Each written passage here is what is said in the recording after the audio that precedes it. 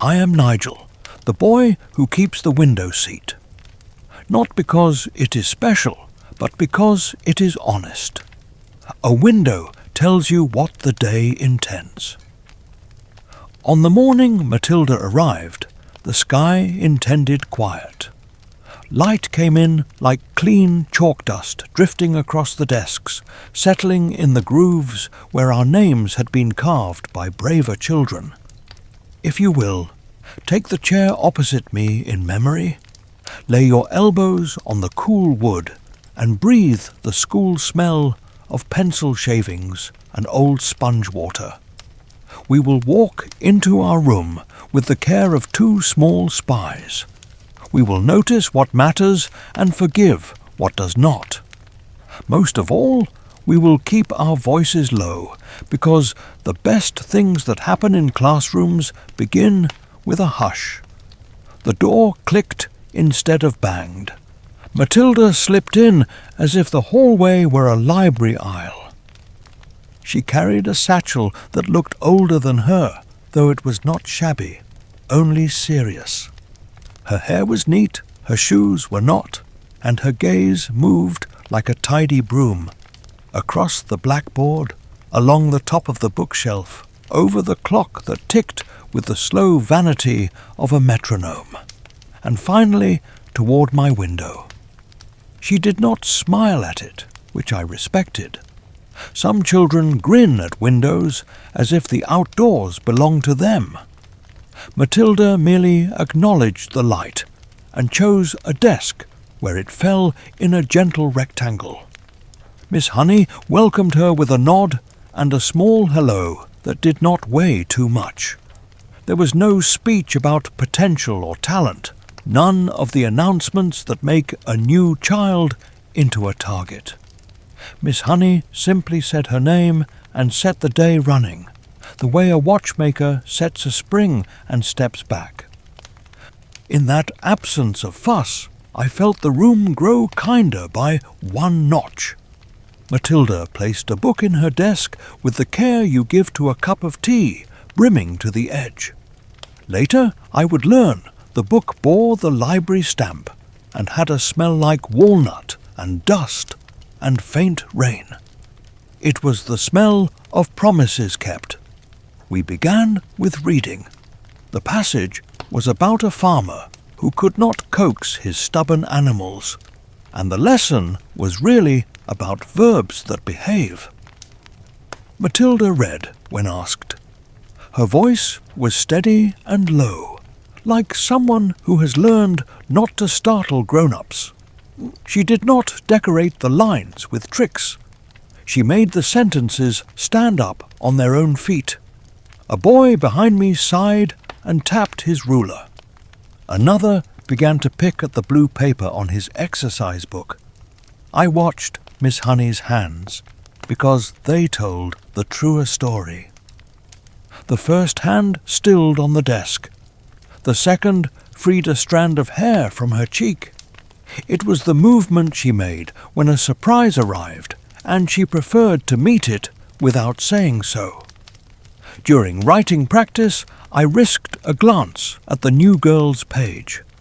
Her letters were not neat in the way teachers adore, but they were calm and exact, as if each letter knew where it ought to live and would not be hurried from its small house. She paused over certain words, listening to them in her head, then set them down in a straight line. She did not cross anything out. I liked that. It is easy to be clever by making a mess and calling it invention. It is harder to be young and precise. At recess, I went to the sycamore because boys are expected to do that. The tree gives you shadow without questions. Matilda joined me without asking if she could. She stood at a respectful distance and looked at the grass as if it might answer a question no one had thought to ask. I decided to speak first, which felt like stepping onto a moving walkway. "What do you read?" I said. "Stories that help me name things," she said. I laughed once, not to mock her, but because it seemed braver than applause. She pulled a library slip from her pocket and showed me a list of titles, some with ink stains like small storms. I recognized none of them. One had the word Dickens on it, and I understood that was a person before he was a book. When she said the names, she did not sound proud. She sounded grateful in the way you feel when a cup of water appears exactly when you need it. We made small talk, because that is how children protect delicate subjects. I told her the jam sandwiches in the canteen were less jam than sandwich. She told me the best time to borrow books was when the rain started, because people ran for coats and forgot their returns. I told her the caretaker swept the corridor like a soldier and frowned at scuff marks, so we walked on our toes near the office. She told me light was best beside the window in the morning and by the bookshelf in the afternoon. It felt like sharing a map where the roads were made of kindness and caution. The bell called us back with its thin remark. Inside, the room had warmed and the chalk smell thickened. Miss Honey moved among the desks, placing a light hand on a shoulder here and there, not to correct, but to reassure. When she came to Matilda, she bent and spoke softly. I could not hear the words, only the effect. Matilda drew a small breath, then turned her page and began a new exercise with unhurried certainty. Miss Honey straightened with that same strand of hair tickling her cheek and met my eye briefly. It was not a secret. It was a message that said, "Watch closely. We are allowed to be astonished without making a spectacle." After spelling, Miss Honey asked us to copy a paragraph and then write 2 sentences of our own that used the new words. My sentences were about the sycamore and a boy who wanted to climb higher than the teacher would allow. Matilda wrote about a lighthouse that learned to listen to waves. The words were simple, almost shy, but the picture they made was large. It surprised me that a small sentence could carry a wide horizon. When the clock touched noon, the room thinned with hunger and the rustle of lunch bags. Matilda unwrapped a sandwich from plain paper. There was nothing impressive about it. She ate the way some people read, paying attention to each bite. I had a biscuit and an apple and the envy that biscuits invite. We traded half our apples for 2 small jokes. Nothing grand, just the comfort that an exchanged smile can carry like a pocket charm. After lunch, Miss Honey asked me to collect the rulers and put them away. She trusted me with small tasks, which is a kind of invisible medal. As I stacked the rulers, I watched Matilda return her pencil to the exact groove where it belonged. Some children perform neatness to win points. Matilda practiced it the way a singer warms scales, not to be seen, but to be ready. It would be simpler to say that nothing happened that first day beyond a new girl taking a seat. Yet something did happen, the way a key happens to a door even before it turns. Attention itself happened. The room learned what it felt like to be watched by a mind that refuses to shout. There is a difference between silence that means nothing and silence that means everything. Matilda brought the second kind. On the walk home, my bag thumped my hip in the old rhythm and a bus coughed past, and a dog barked at the idea of wheels. Ordinary things perform their usual tricks. I thought about how Miss Honey had named the date on the board in her careful hand, and how later those same letters would become a history of today for someone reading a notebook years from now. I thought about the way Matilda had answered a question with the smoothness of a stone dropping into water. I thought most of all about the library stamp on that book in her desk, and how stamps are declarations that a community believes in passage from one reader to another. By evening I had done my sums badly and my sentences better. My mother asked if I'd learned anything useful. I said yes and meant it. Useful did not only mean facts, it meant the art of placing a pencil gently on a desk. It meant speaking softly when the room was listening. It meant knowing where the light is at different hours and standing in it without show. These are not lessons a curriculum advertises, yet they build the ladder you cannot see. I set my bag by the door and checked that my shoes were drying near the radiator, because dry shoes make for steady mornings. I sharpened a second pencil and placed it in the side pocket in case the first failed. I folded a note for myself to ask Matilda if the lighthouse in her sentence had a name. Then I turned out the light and lay in the thoughtful dark, which is the best time for questions that do not need immediate answers. We go to school to collect names for things and feet for our sentences. We go to learn the difference between a rule and a truth. Sitting by the window, I felt the beginning of both. But we still wonder whether a quiet child with a serious book and a habit of precision can change the atmosphere of a room so deeply that even fear hesitates at the door. The next morning the light arrived earlier than we did, waiting on the desks as if it had something to grade. Miss Honey stood by the blackboard with a stick of fresh chalk, turning it in her fingers the way a cellist tests a bow. She did not announce a grand plan. She rarely did. Her lessons felt like someone setting plates on a table one by one until you realized a meal had appeared. Matilda sat 2 seats from me, straight-backed, attentive without strain, a tuning fork waiting for a note. We began with a warm-up of small additions and tidy subtractions. Miss Honey had a way of making numbers sound polite. They visited one another, they shook hands, they parted with dignity. She wrote a modest problem, stepped aside, and asked us to look rather than hurry. Many teachers beg for speed first and clarity later. Miss Honey asked for the reverse. Perhaps she believed that a careful thought can cross a wider river than a quick one. Matilda's hand rose not first, but exactly when invited, as if there were a bell only she could hear. She answered in a voice steady as a ruler. Nothing in her tone bragged.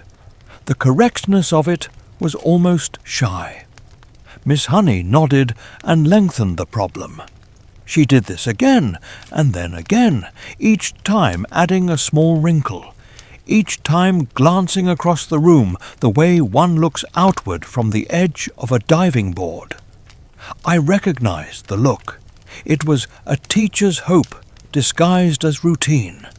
Then came the moment I still see with the crispness of a hard frost. Miss Honey set down the chalk and turned to us empty-handed. No paper, no abacus. She asked us to close our exercise books and clear the desks. The room obeyed with a hush that only wood and cotton can make. She spoke a string of numbers that did not belong to our grade, and she asked for the answer without pencil or slate.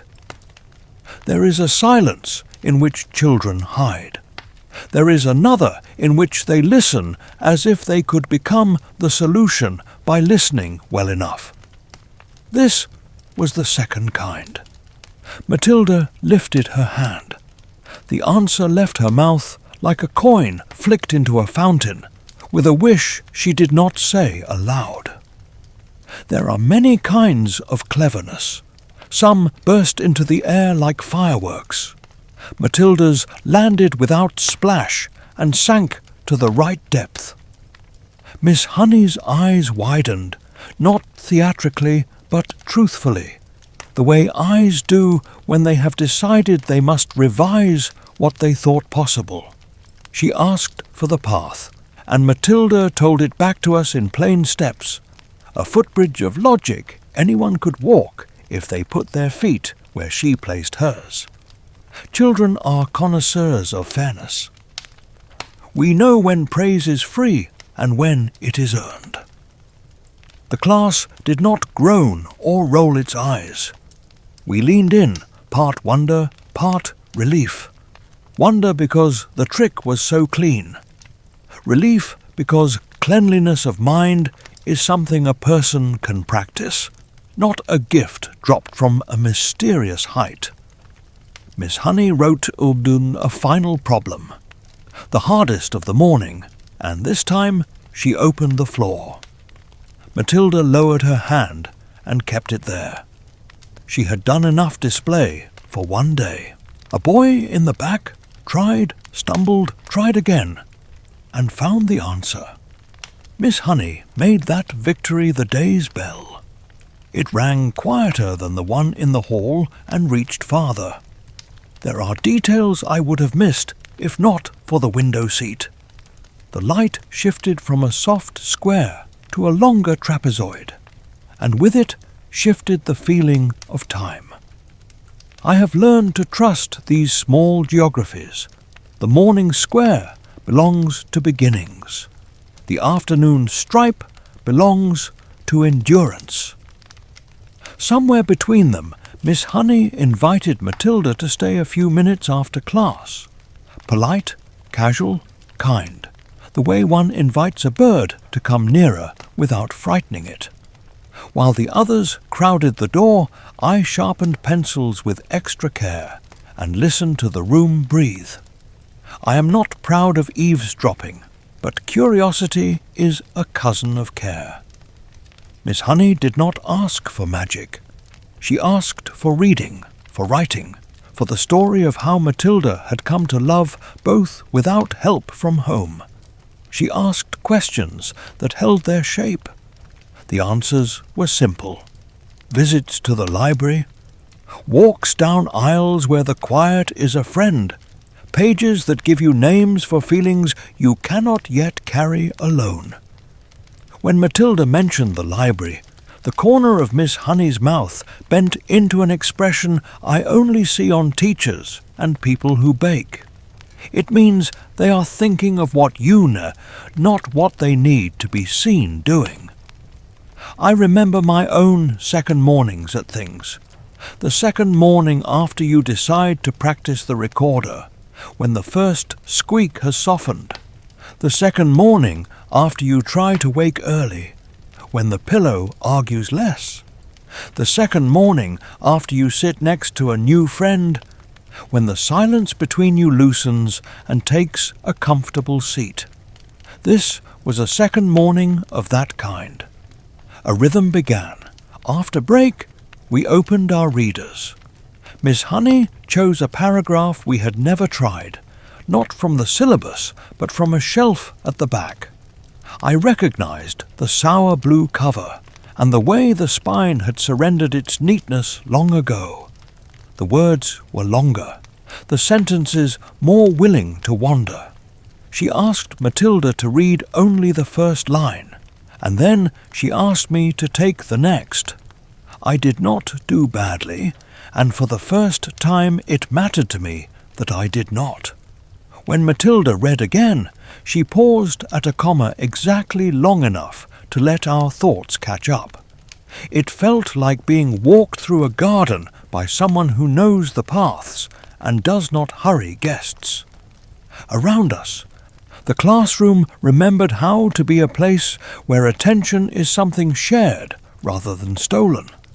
A girl 2 rows over began to straighten the papers of the boy who never straightens anything. Someone closed a window because the wind had turned petty. Laughter appeared twice, both times small and clean, the way laughter is when it is not aimed at anyone. At lunch, Miss Honey stood by the door and greeted us out. She thanked Matilda, then thanked me, and I know some will say a thank you is only a word, but a well-placed thank you is a hinge. Doors swing easier when someone oils them daily. I walked into the yard with an odd lightness in my step and an apple in my bag that tasted braver. We ate on the low wall near the bike racks. I asked Matilda how she had heard the numbers arrange themselves in her head. She said it was like seeing a string hung with beads, and she slid them along in clumps instead of one by one. I tried to imagine it. My mind does not string beads.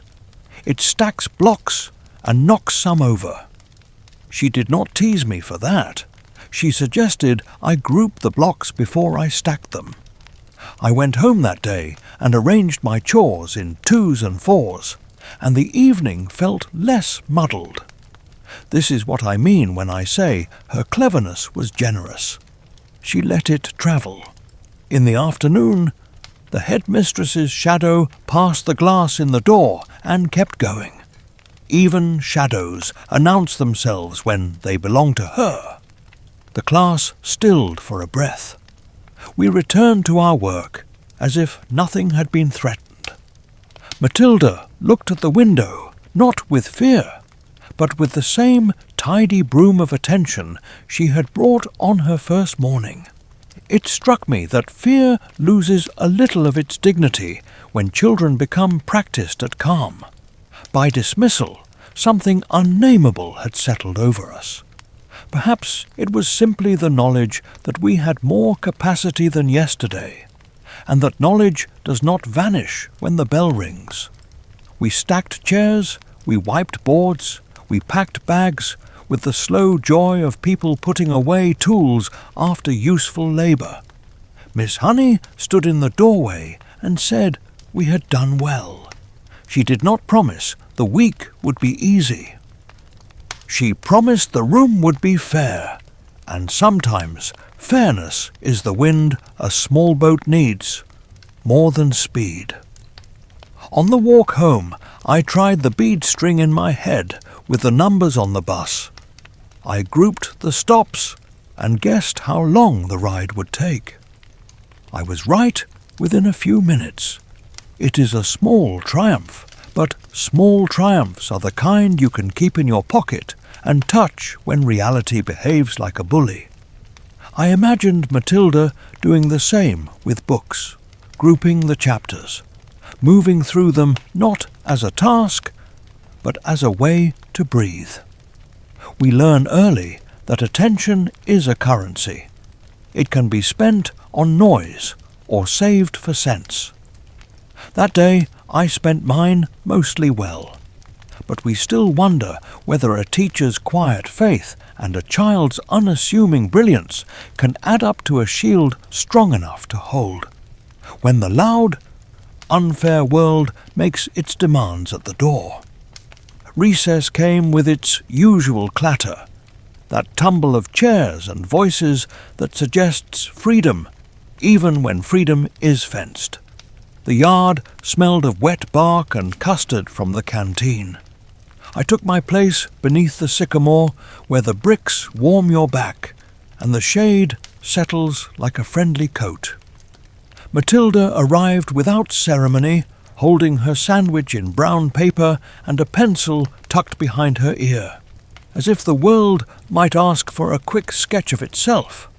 We did not trade secrets. Children rarely do. We traded small observations, which is how trust grows. She asked if the birds on the roof were starlings or sparrows. I guessed badly and learned that listening to the same chirp longer can persuade it to give up its name. I asked whether her book that morning was about a lighthouse or a person pretending to be one. She smiled and said a good book does both. It lights the way and pretends nothing of the feat. It is strange how quickly two people can form a quiet. The yard buzzed with games that rely on shouting, the kind where the rules change depending on who is out of breath. Our quiet had rules too. We would not ask each other what home was like. We would not brag. We would not pity. We would talk about what we could build between us, which at that moment was a path to the library. By the second day, everyone knows who belongs where at recess. The footballers have the gravelly corner. The jump rope crowd draws neat maps with their ropes. Those who negotiate prefer the base of the steps. I am of the observers, the ones who choose a spot and catalogue the small theatre. Matilda joined the observers for now, though not as a spectator. She watched the world to learn how it names its parts. The act of naming matters more than the names. I told her about the library as I knew it, which was little beyond the smell of old glue and a desk bell that makes a star-shaped sound. She told me about the library as she had learned it. There is Mrs. Phelps, who wears a cardigan the colour of tea with milk, and stamps, due dates with a rhythm that makes you feel rescued. There is the Isle of Books with covers that lie, the novels that promise adventure and deliver sermons, to be avoided until you have the patience for sermons. There is the window that sits high and makes a square of light on the floor where the best reading happens. She spoke of the place as if it were both a building and a friend. "Do you think Mrs. Phelps minds when someone stays all afternoon?" I asked. "She minds only if you treat the quiet as if it owes you something," she said. "If you pay it back with your attention, it lends you more."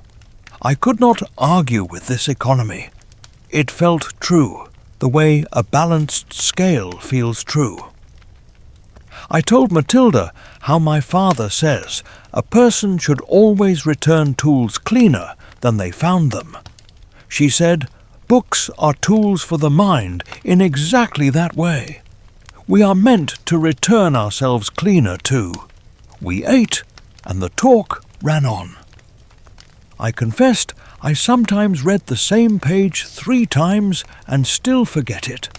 She taught me to anchor a page with a question before I begin, so that the words could have a place to tie their boats.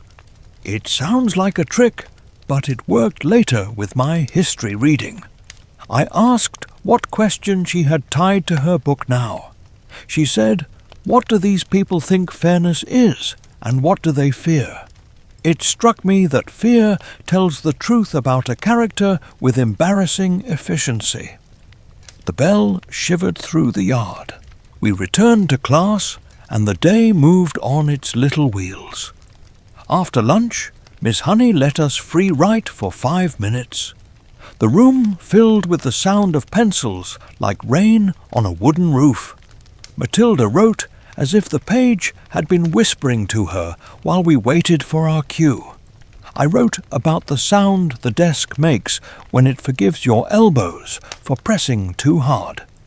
It is a sound like a secret staying put. When the 5 minutes ended, Miss Honey asked for volunteers. Matilda did not read. She folded her paper once and slipped it under her book. She is careful not to become a spectacle. The volunteer was a boy who usually needs help with endings.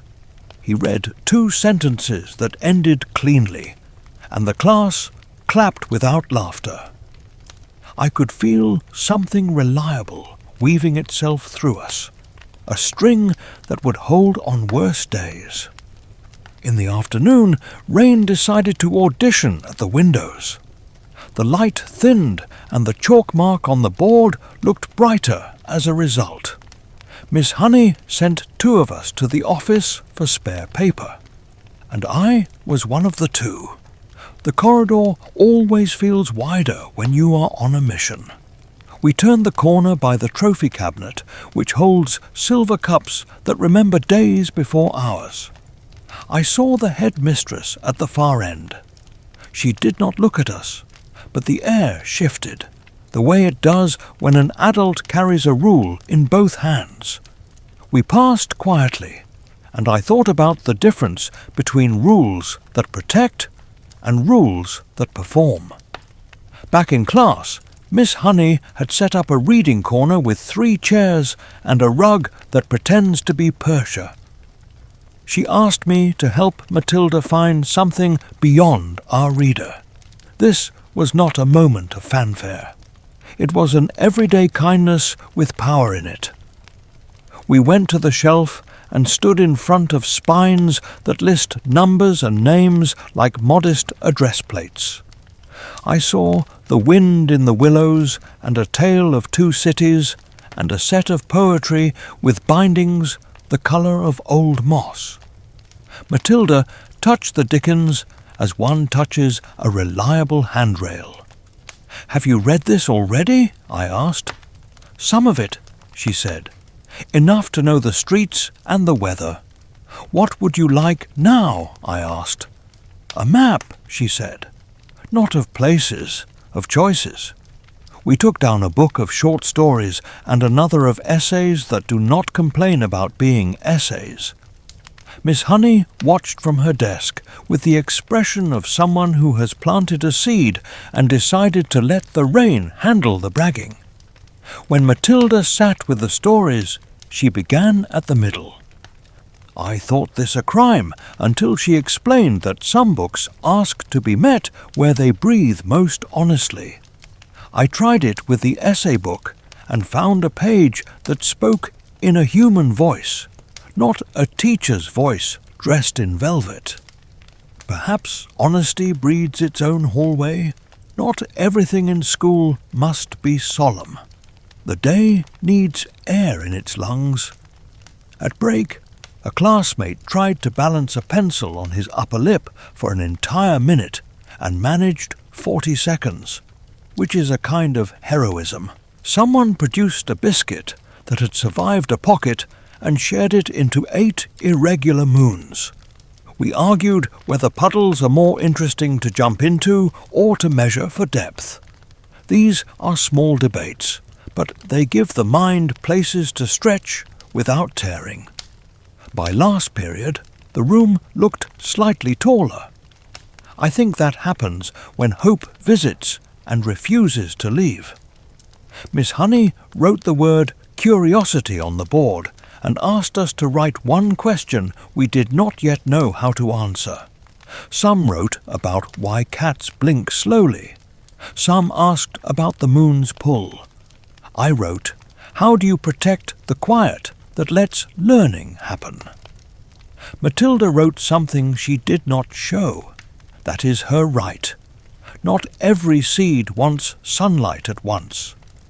When the bell loosed us at the end, the rain had finished and the pavement wore its new shine. Matilda and I walked as far as the corner where my bus stops and her path crosses the small park. We talked about nothing urgent.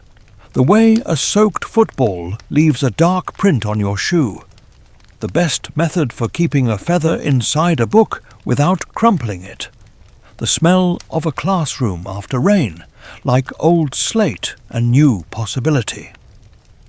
At home, I tried her method of anchoring a page with a question and found my reading steadier. I washed my hands before touching my library book, not because anyone told me to, but because respect finds its own habits. I sharpened my pencils and stood them in an old jar that once held marmalade, because order can be friendly when it is not loud. It would be tempting to say a revolution had begun, but revolutions are often noisy, and this was not. Something more durable was beginning. 2 small allies had found a rhythm, a boy with a window and a girl with a map, both learning how to keep the air clear in a room that might require courage soon. The library waited with its square of light on the floor. Miss Honey waited with her strand of hair and her patience. The class waited without knowing it, ready as a string waits for the musician. We learn in steps how to look without staring, how to listen without stealing the sound, how to carry our small lunch conversations into the tasks that follow, so that kindness has continuity. A school day is a rope. It can tug or it can hold.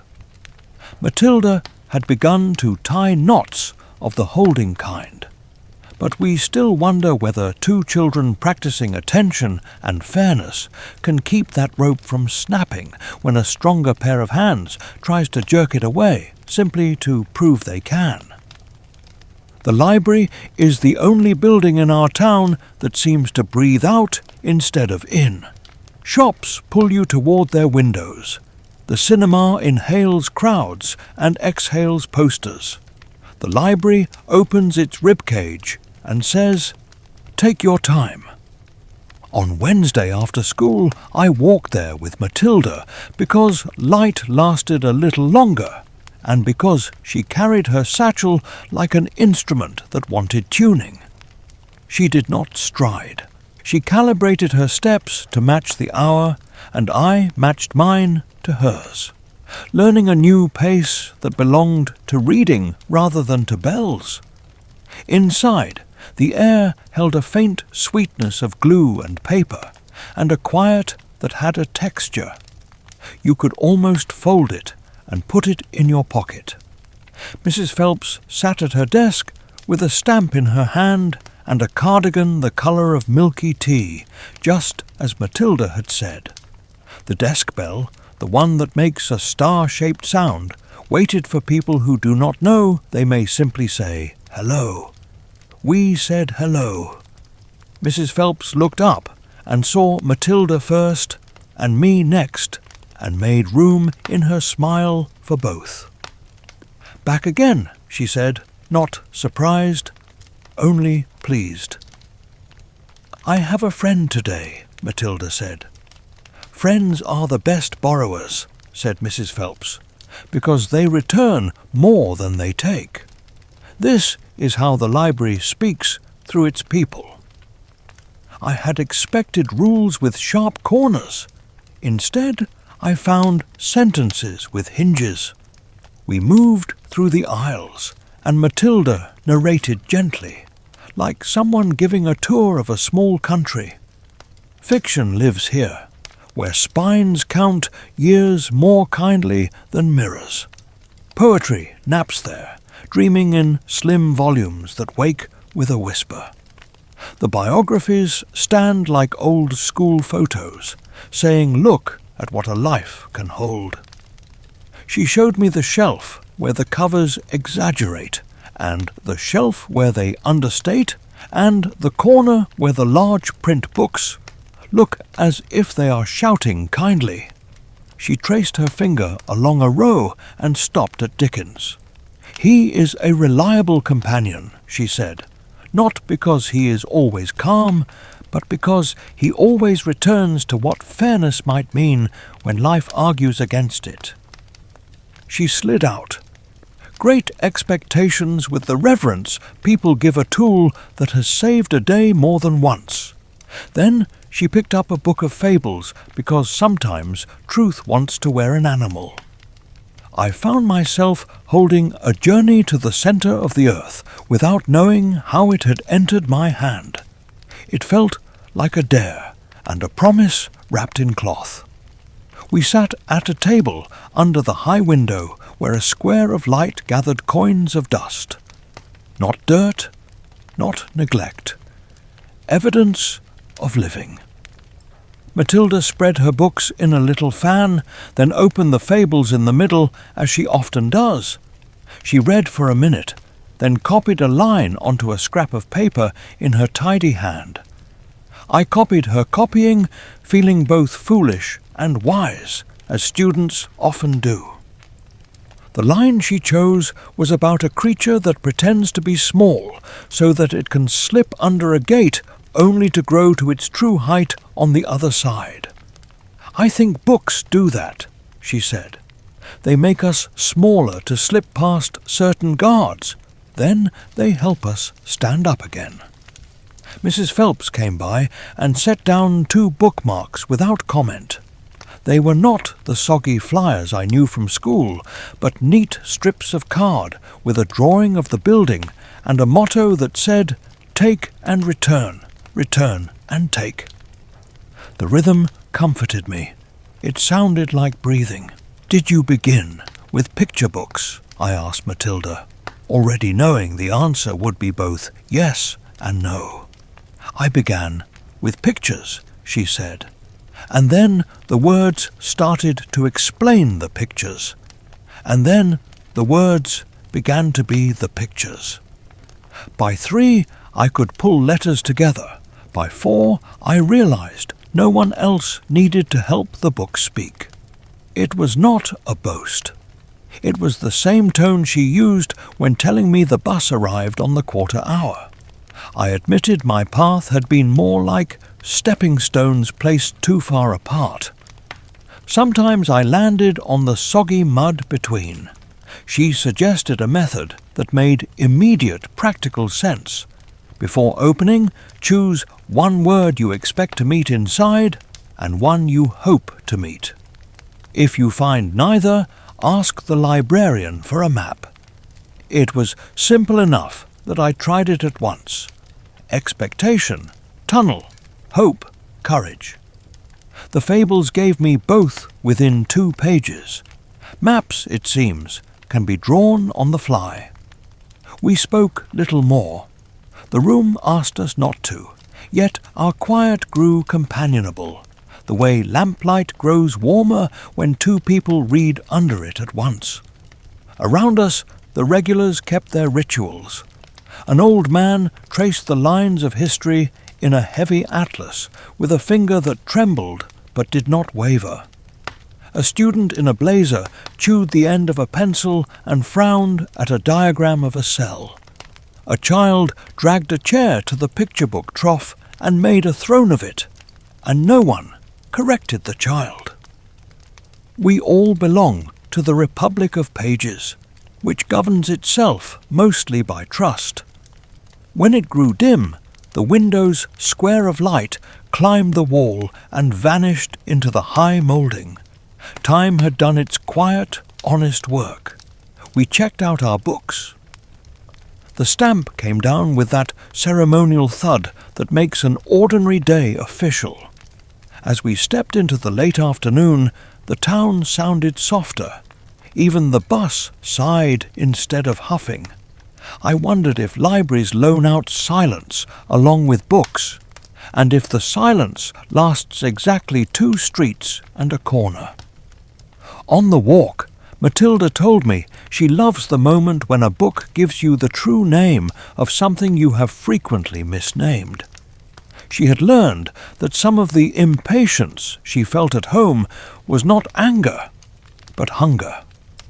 Calling it hunger helped her feed it instead of fighting it. I said I had recently discovered that what I call boredom is often fear that a task will show me my limits in public. We laughed, because 2 children admitting such things is like 2 cats agreeing to swim. Unlikely, funny, a bit brave. At home that evening, my father asked what I had borrowed. I showed him the adventure story and the fables and a slim book with essays that refused to be dull. He nodded, as if the stack were a ladder he approved of me trying to climb.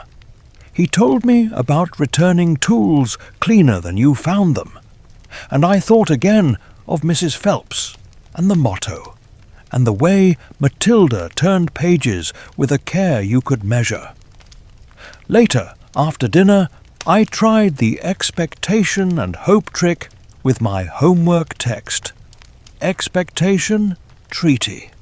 Hope, mercy. I found them both, and they made the chapter less like a swamp and more like a causeway.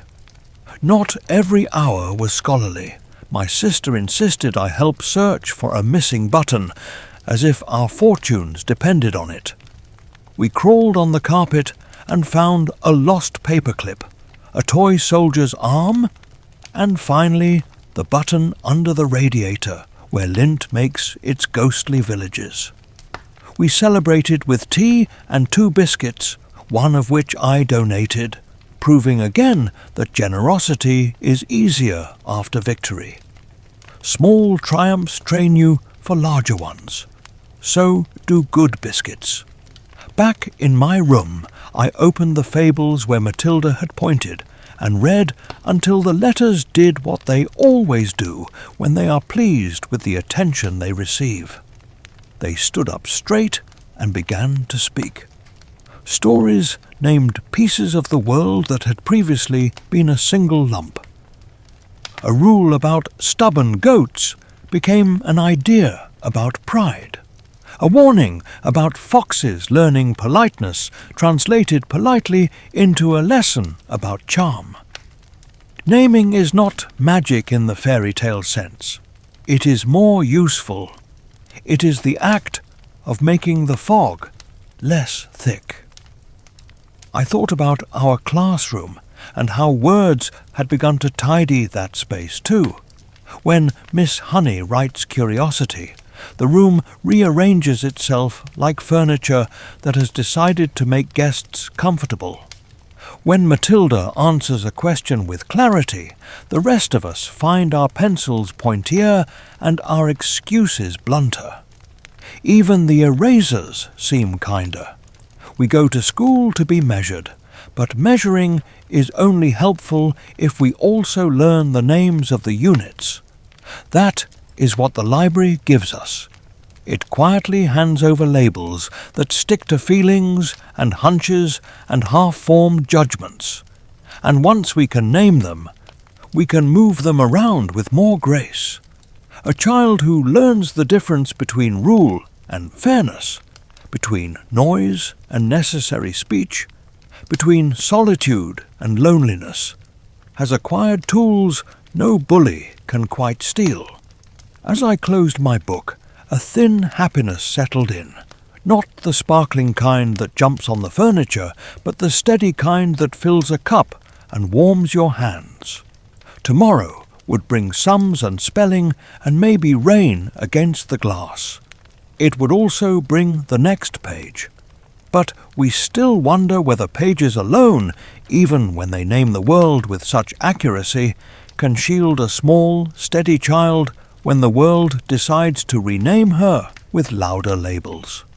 The corridor has a particular echo when the headmistress walks it. Footsteps multiply there, as if the building has decided to rehearse obedience. Late in the week, just after lunch, that echo reached our door and paused like a question.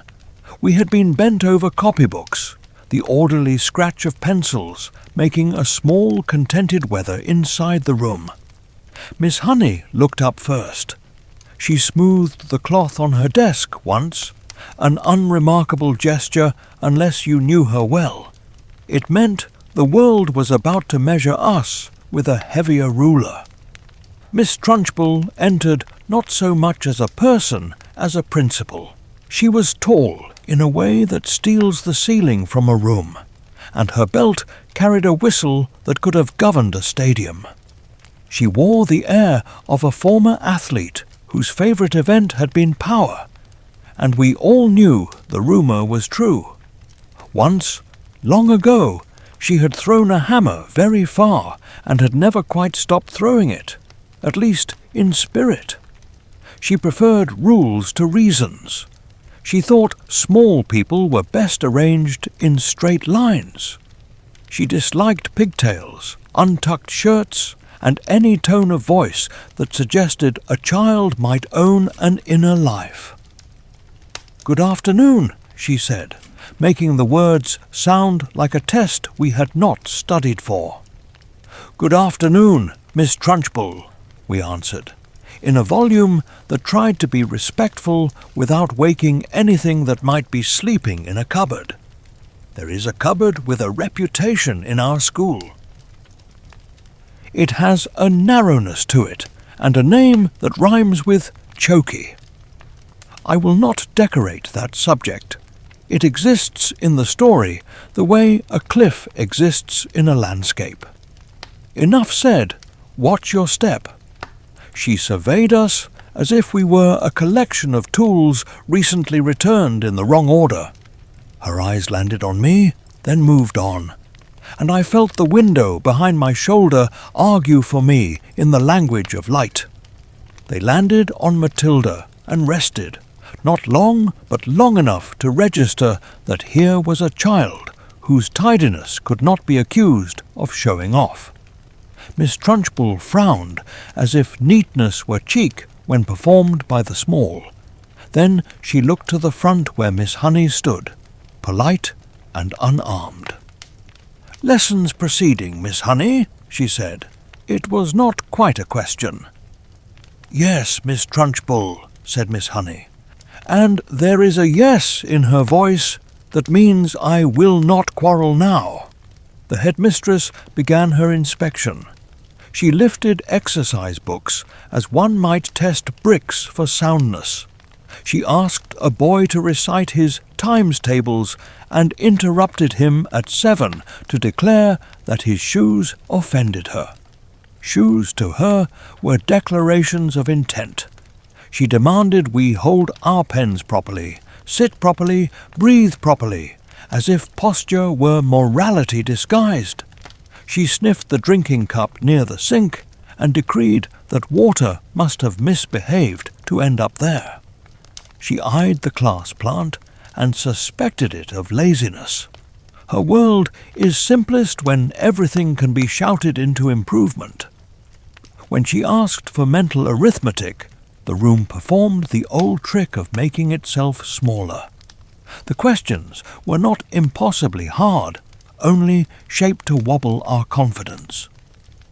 A few hands twitched upward and retreated. Matilda sat very still, which is her way of listening when listening is also a decision. Miss Trunchbull threw numbers like stones. She wanted splashes. Matilda raised her hand and answered once, then folded it away. The answer was correct. It arrived without drama. The headmistress did not praise. She rarely pays anything she cannot count on her fingers. Then came one of those small moments that tell you who everyone in the room prefers to be. A ribbon had slipped from a girl's hair 2 rows over. She tied it quickly and tucked the loosened strand behind her ear. Miss Trunchbull stopped mid-sentence. She disapproved of ribbons the way some people disapprove of weather. She instructed the girl to stand. The girl stood with the bravery of someone who hopes quietness is a shield. It is, sometimes. The inspection resumed without further lecture, but the whole class had learned the lesson. Style invites scrutiny, even when style is merely care. Miss Honey guided the visit with restraint, turning corners before they became collisions. She suggested we demonstrate our map reading rather than continue with arithmetic, and the headmistress allowed it, perhaps because maps look like planning, and she respects planning when it marches. We read coordinates and found towns on a page, as if locating safe harbours in unfriendly seas. Matilda's finger floated over the atlas and stopped precisely where the river bent. The bend pleased me. Geography knows that straight lines are rarely the truth. I have seen grown-ups mistake volume for value. Miss Trunchbull has made a career of it.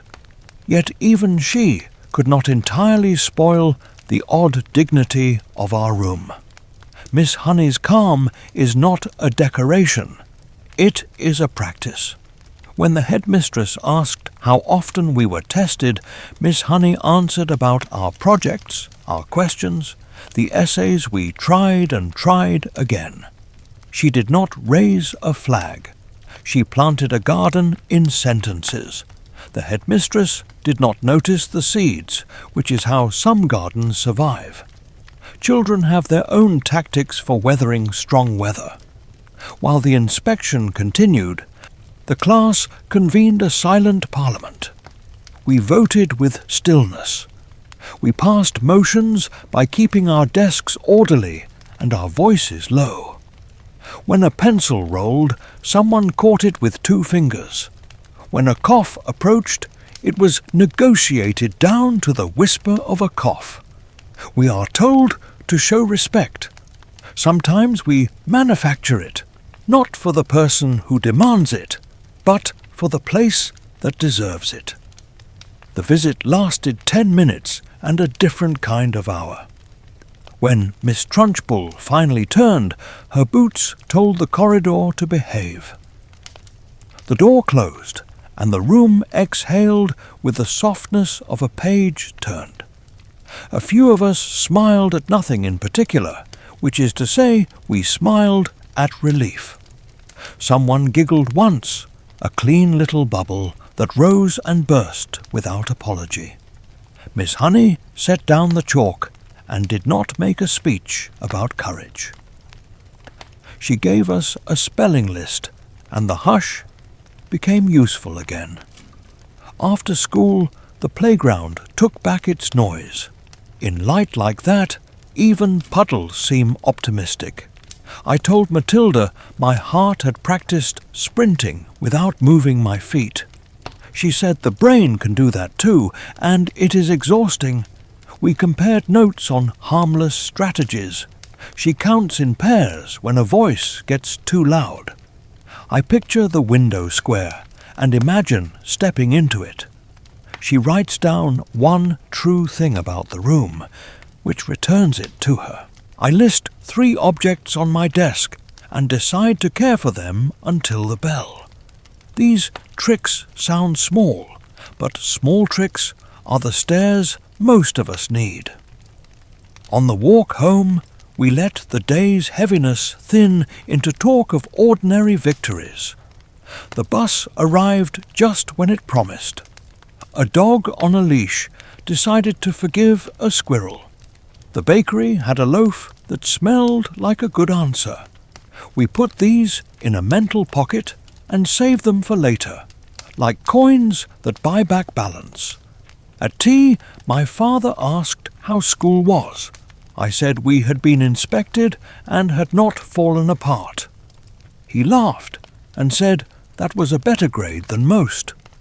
I cleaned my shoes for the morning and thought about Miss Trunchbull's dislike of ribbons, of anything that looks like a child declaring good care of themselves. A bow is not an argument, I wanted to tell her. It is a wish that a day might meet you kindly, and that you might meet it back in kind.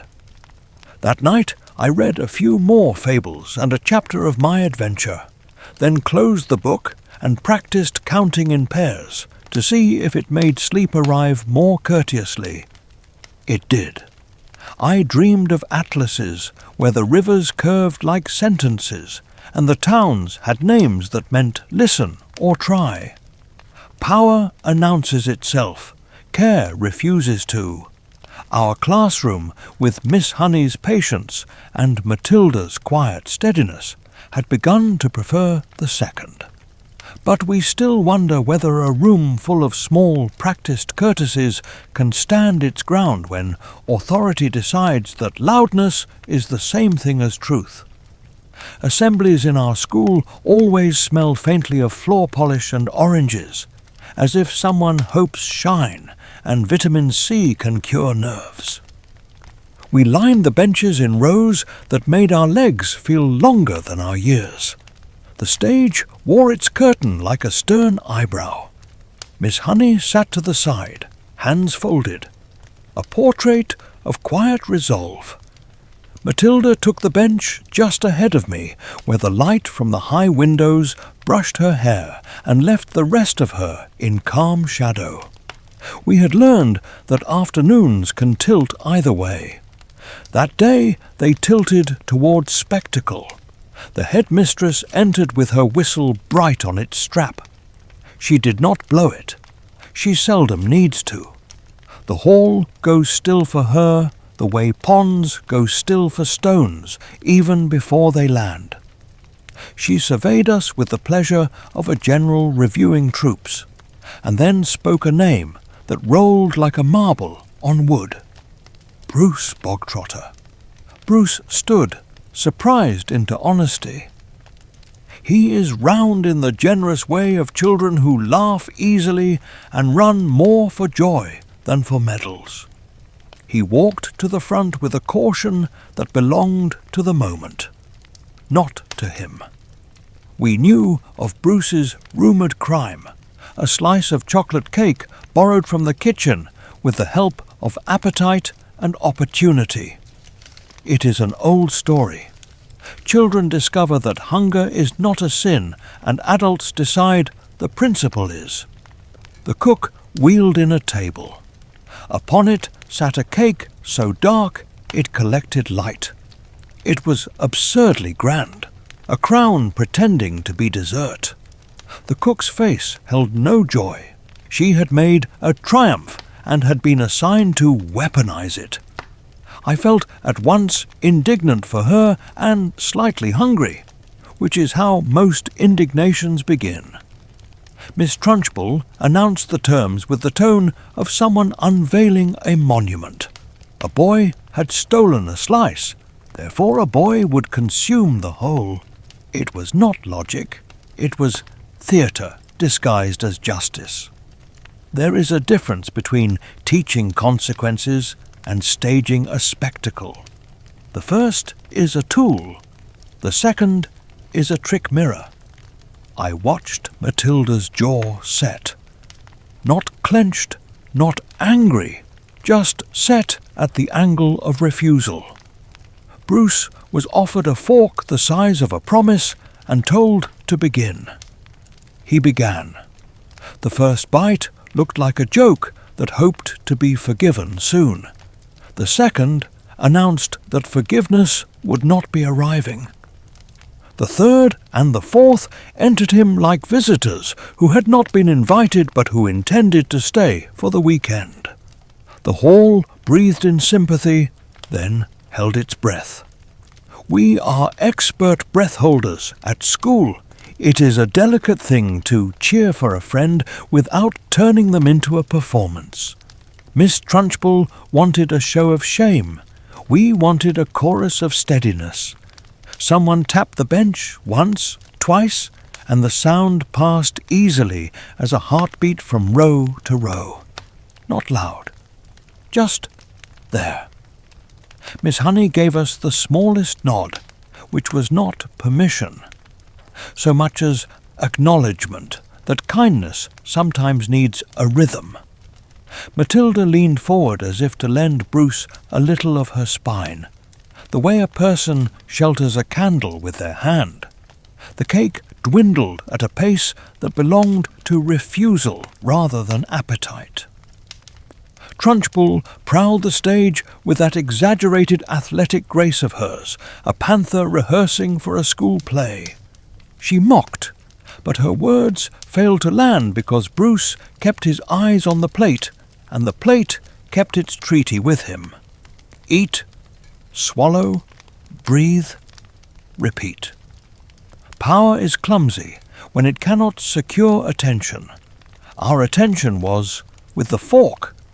You might ask why we did not laugh. We could have, and perhaps in a different school we would have. But laughter at the wrong volume becomes applause for the wrong person. So we practiced the older art, solidarity without noise. When Bruce faltered, someone coughed in a way that sounded like a useful suggestion. When he paused, a pencil dropped and was caught.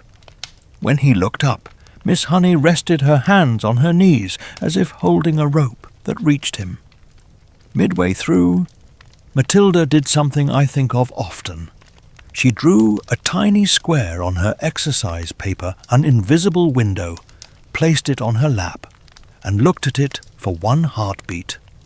Later, she told me the trick. Choose a small frame and imagine the moment you want to step into when this one has passed. Not to escape, but to remind yourself that time moves. I tried it by drawing 3 lines on my thumb with a dull pencil, a little ladder I could climb with my eyes. It helped. The final bites became a conversation between a boy and a plate. Each bite asked, "Can you still?" And the boy answered, "Yes, now." Miss Trunchbull's disappointment gathered like weather that has lost its nerve to thunder. She had prepared humiliation and received endurance. The cook looked away, perhaps to save her cake the insult of its assignment, perhaps to save herself. I thought of how grown-ups live with their orders. Some orders make you bigger when you obey them. Others shrink you. And then it happened, as silly and sacred as anything we have ever done. Bruce laid the fork down with ceremony neither taught nor rehearsed. He stood as if the bench had been his friend all along and turned to face the hall. We saw that he was not smaller for what he had done, though he was greener. He raised his arms in the smallest victory the room would accept, without calling attention that could be punished. We considered the loud option and refused it. We clapped once, together. A single clap is an odd sound in a hall. It is barely a sound at all. It is a signal. It says, "We saw, we mark, we continue." The headmistress froze for a fraction of a second, like a photograph catching someone between expressions. Then she declared the assembly ended and demanded we file out at a march. We filed, but we did not march. There is a difference, and children know it. In the corridor afterward, the world regained its less formal smells. Damp coats, pencil shavings, yesterday's mop. Bruce leaned against a radiator and pressed his hands to his middle like a child trying to keep a promise from falling out. We did not make jokes about it, not because jokes are wrong, but because the joke had already been told by someone else and had failed. Matilda approached him with a paper cup of water and the dignity you offer a person who has just finished something that was never meant to be fair. "Well done," she said, and the words had no glitter on them, which is why they stayed. At afternoon break, the rain held off long enough for us to move around. The yard, a map of puddles like tiny inland seas. I tried to balance on the curb, and failed politely. Matilda timed raindrops that began again with a kind of meek insistence. Bruce joined us slowly, the way ships return to harbour after an impossible voyage. We stood and talked about nothing urgent, which is one way of restoring a human scale to a day that has been forced into the wrong one. I offered Bruce the biscuit I had been saving, and he declined because some stories do not need a moral that neat. At home that evening, my mother asked whether school had been interesting. I said yes and meant no, but also yes.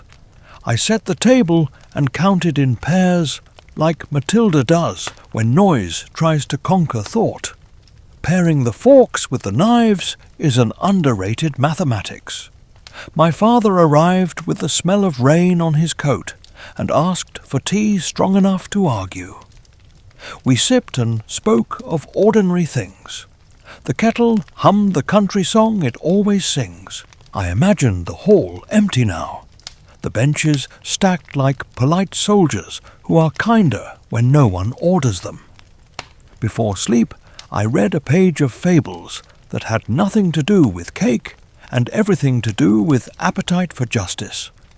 Stories teach that punishment without proportion is simply a performance that hopes to pass for wisdom. Children learn this earlier than anyone admits. We become experts in measuring adult moods and rebalancing rooms with very small instruments. A pencil, a look, a clap that happens once and holds.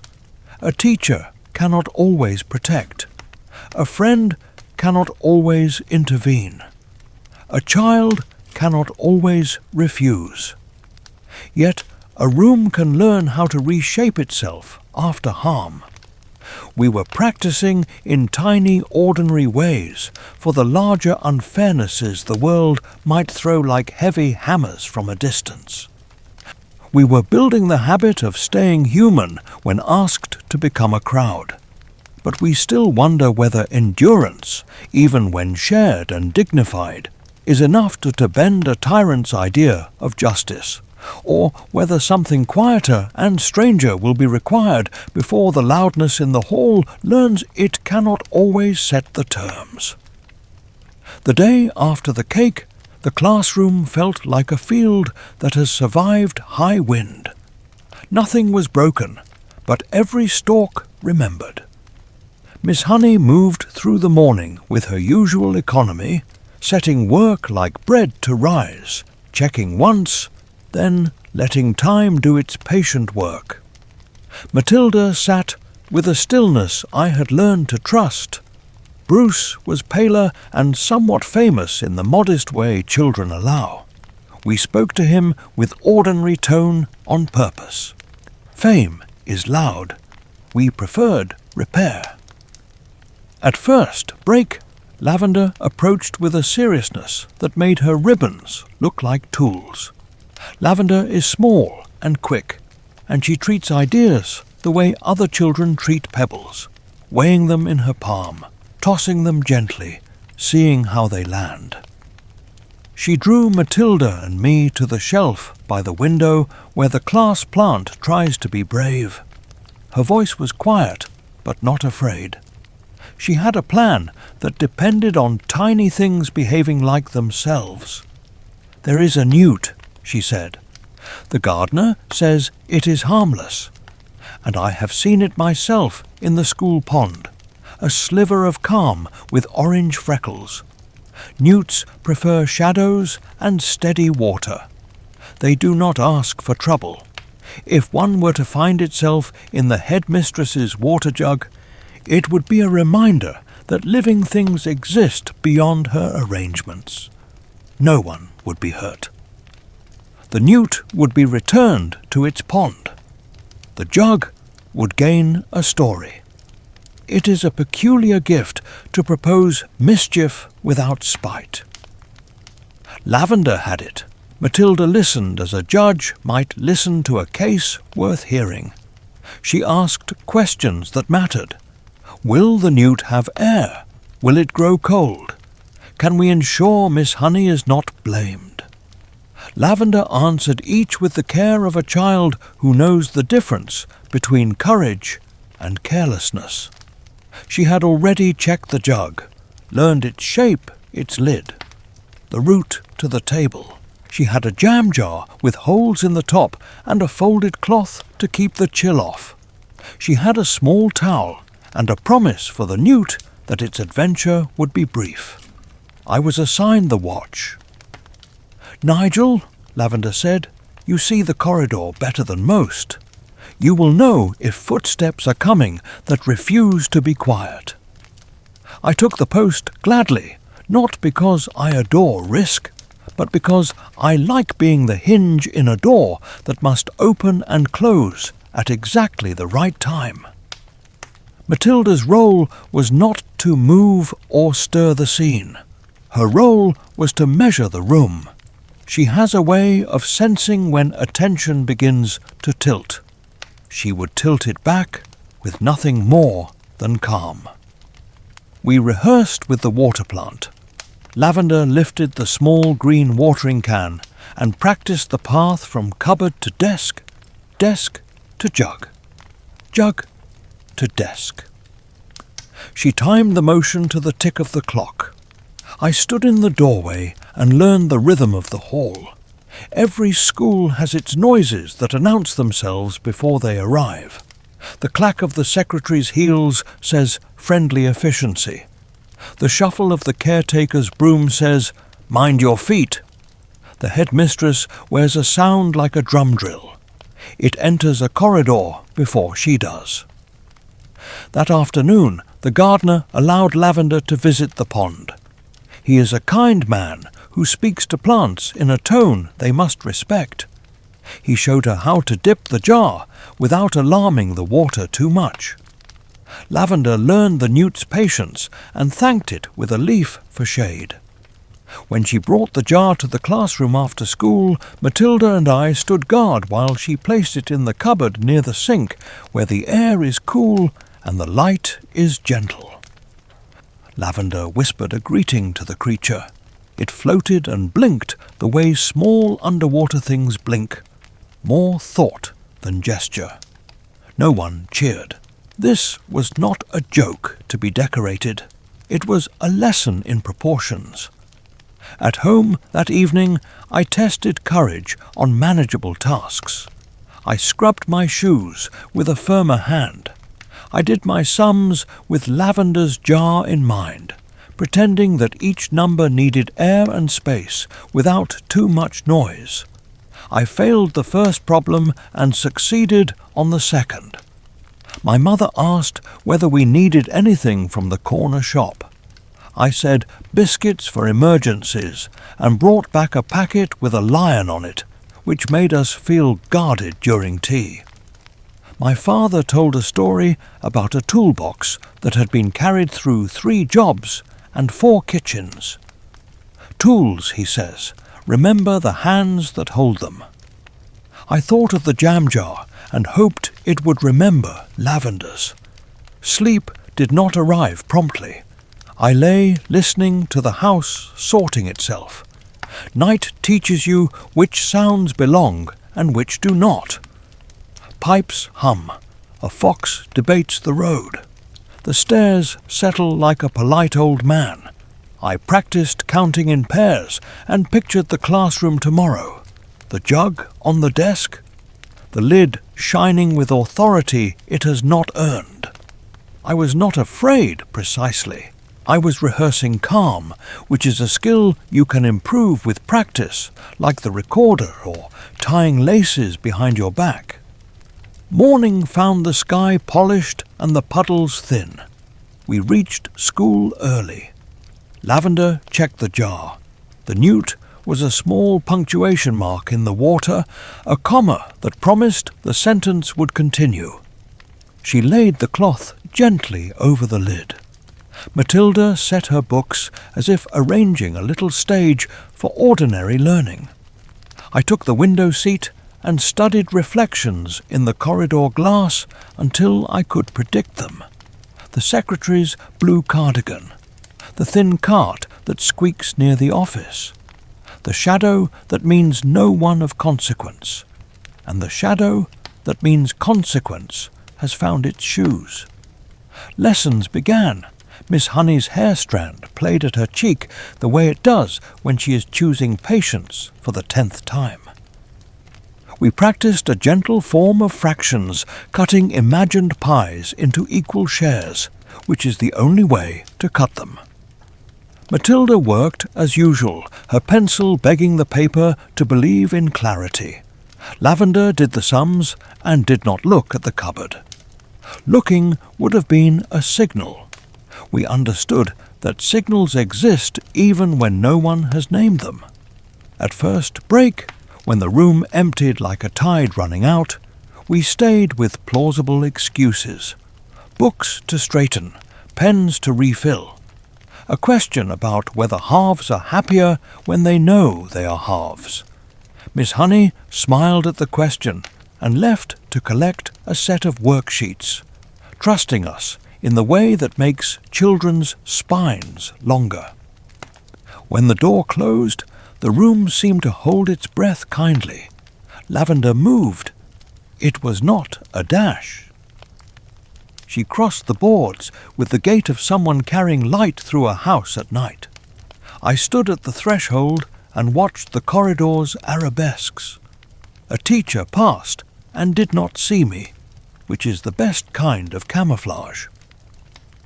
Matilda raised her head at the exact moment the hall's hum deepened. She did not speak. She laid her palm flat on the desk once, our signal that time had changed shape. Lavender lifted the jar and touched the jug's lid with 2 fingers. The lid consented with a metallic sigh. She tipped the jar just enough. The newt slid into the water like an idea entering a conversation at the perfect moment. It did not splash.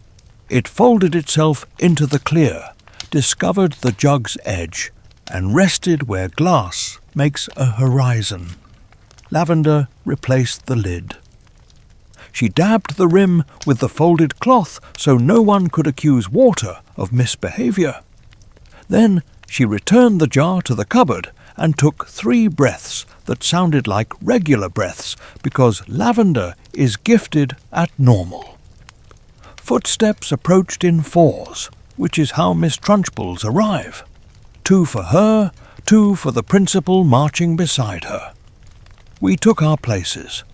The class flowed back in with coats and crumbs and the perfume of playground rules. Miss Honey came in from the opposite door, saw our settled faces, and offered us the reward of no questions. It is a rare and excellent reward. The headmistress entered a minute later for her unscheduled tour. The one she believes reveals truth. Her boots spoke to the floor. Her gaze counted children and subtracted patience.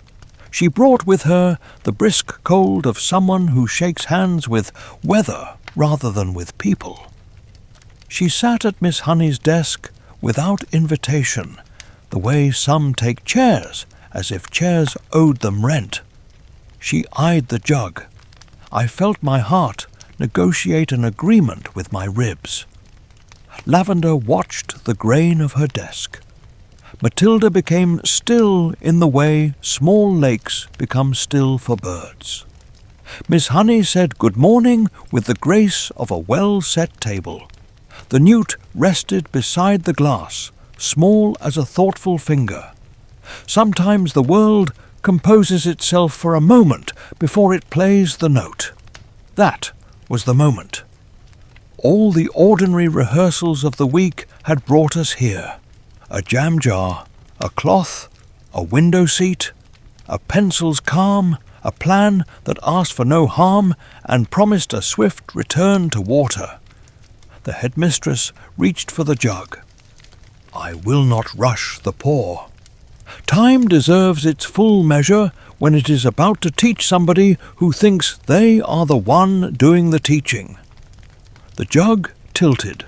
The room leaned with it. Even the light seemed to adjust its weight. I wondered if the newt felt our hope as a change in temperature.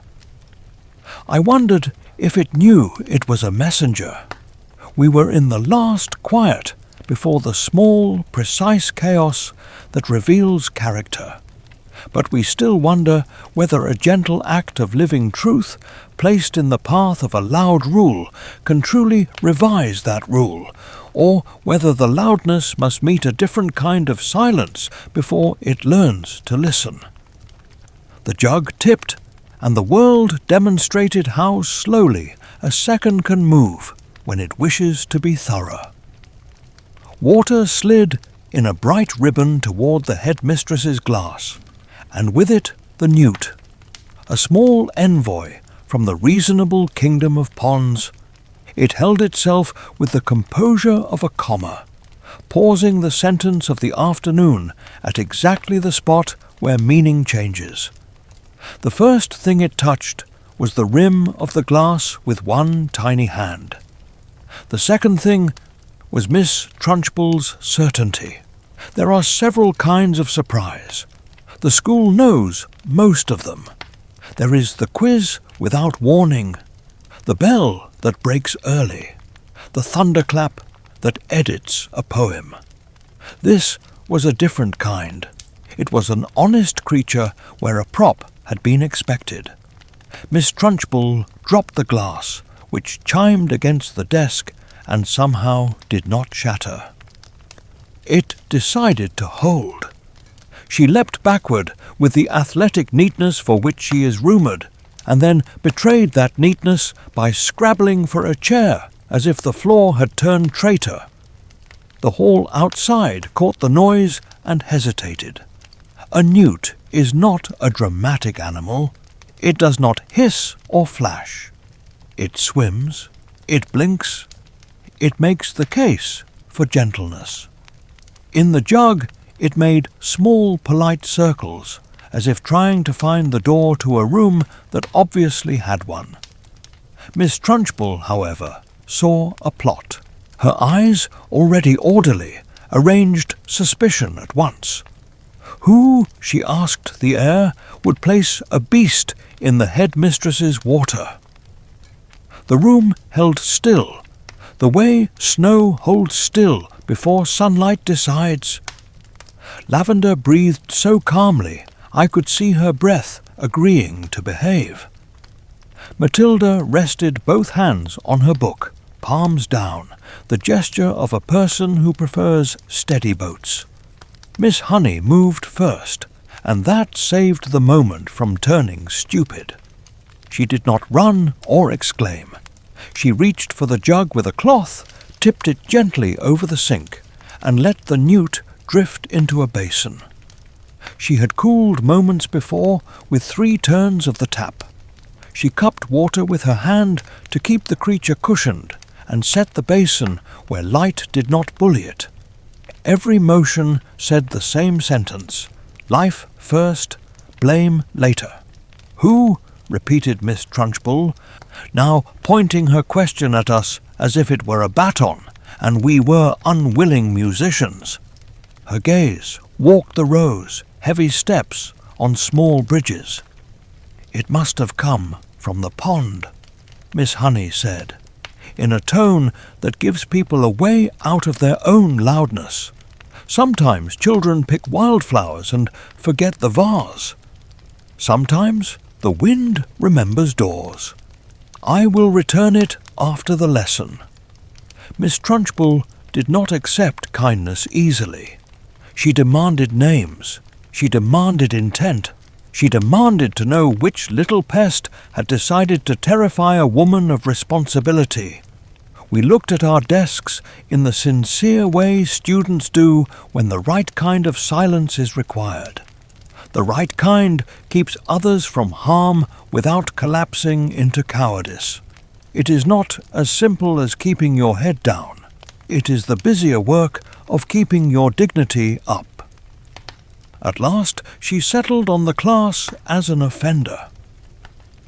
Very well, she said.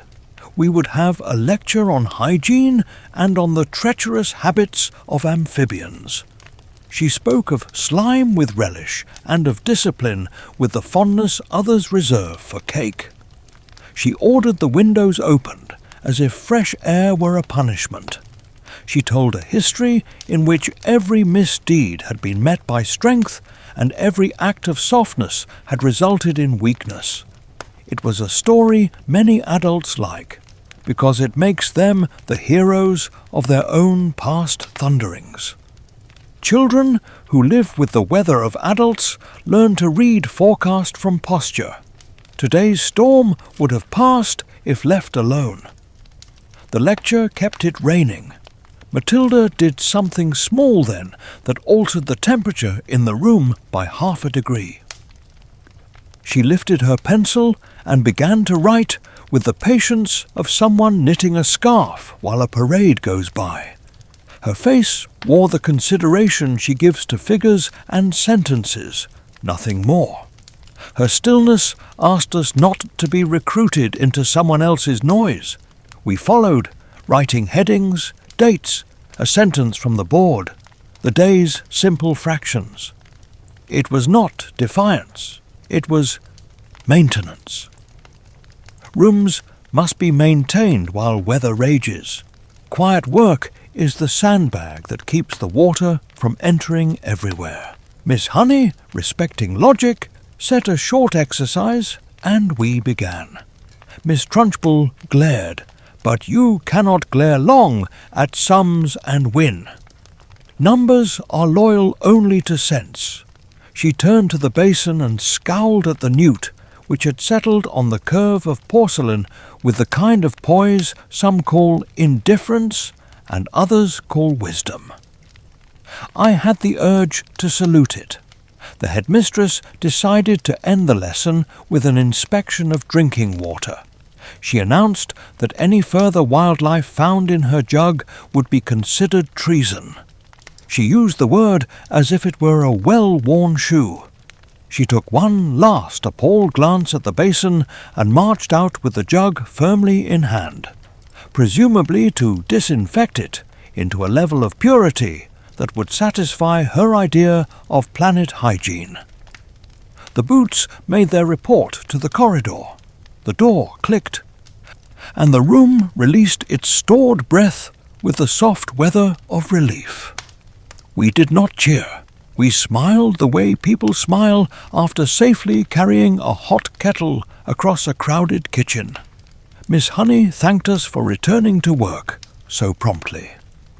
She thanked Lavender for reminding us to keep the windows in a sensible line, a sentence that held gratitude where another adult might have placed suspicion.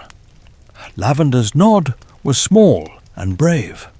Matilda turned her page and began again, as if the day had stretched and she was willing to walk its extra length. At break, Miss Honey carried the basin to the pond with Lavender beside her. Matilda and I followed far enough to be witnesses and near enough to be helpful. The gardener, who respects ponds as old colleagues, met us at the path. He approved of the rescue with a nod like a stamp. The newt slid from the basin into the shade, paused on a mossy ledge, and vanished as quietly as it had arrived, having argued for the existence of softness, in a dialect even the stubborn might one day understand. "You did well," Miss Honey told Lavender. Pride sat on her words without making them heavy. Lavender smiled with her lips closed, the way people do when they have done a precise thing and would like it to stay the size it was. Matilda reached for the railing and tapped it lightly once, a goodbye anyone could hear if they were listening for it. Back in class, a kind of buoyancy returned. Work resumed as though the pages had been waiting for us to breathe correctly. I found that my pencil, which had lagged all morning, had learned to travel again. Bruce, recovered enough to joke, declared he preferred cake to amphibians at all school events, and the room laughed in that level way that keeps people safe while still admitting the joke's right to exist. Even the plant on the sill looked more confident. When I got home, the afternoon filtered through the ordinary chores like light through blinds. I peeled potatoes with the concentration of a surgeon whose patient is dinner. My sister and I argued amicably about whether to keep the radio on while doing homework. We split the difference by lowering the volume until the music believed we were not ignoring it. These small negotiations felt suddenly important. School teaches sums and sentences. It also teaches the peaceful art of arranging a day so it does not spill. After tea, I sat with my book of fables and met a fox who believed charm was wisdom until a small incident revised him. The fox reminded me that people often mistake performance for proof. I thought of the headmistress's lecture, polished to a shine that did not light anything. I thought of Miss Honey's basin, white and practical, and of the newt's return to ordinary water. The world often offers both, noise in uniform and quiet in working clothes. Before sleep, I tried to draw the small frame Matilda had taught me. A window you carry when a room threatens to become a hall of mirrors. In my frame I placed the pond, a jug, a cloth, and a teacher's steady hand. Then I let the frame go dark, as frames should when the day is done. Courage can be loud or it can be accurate. That afternoon we practiced the accurate kind, the kind that measures a jug, saves a life, and refuses to donate attention to a parade that fails to honour the route.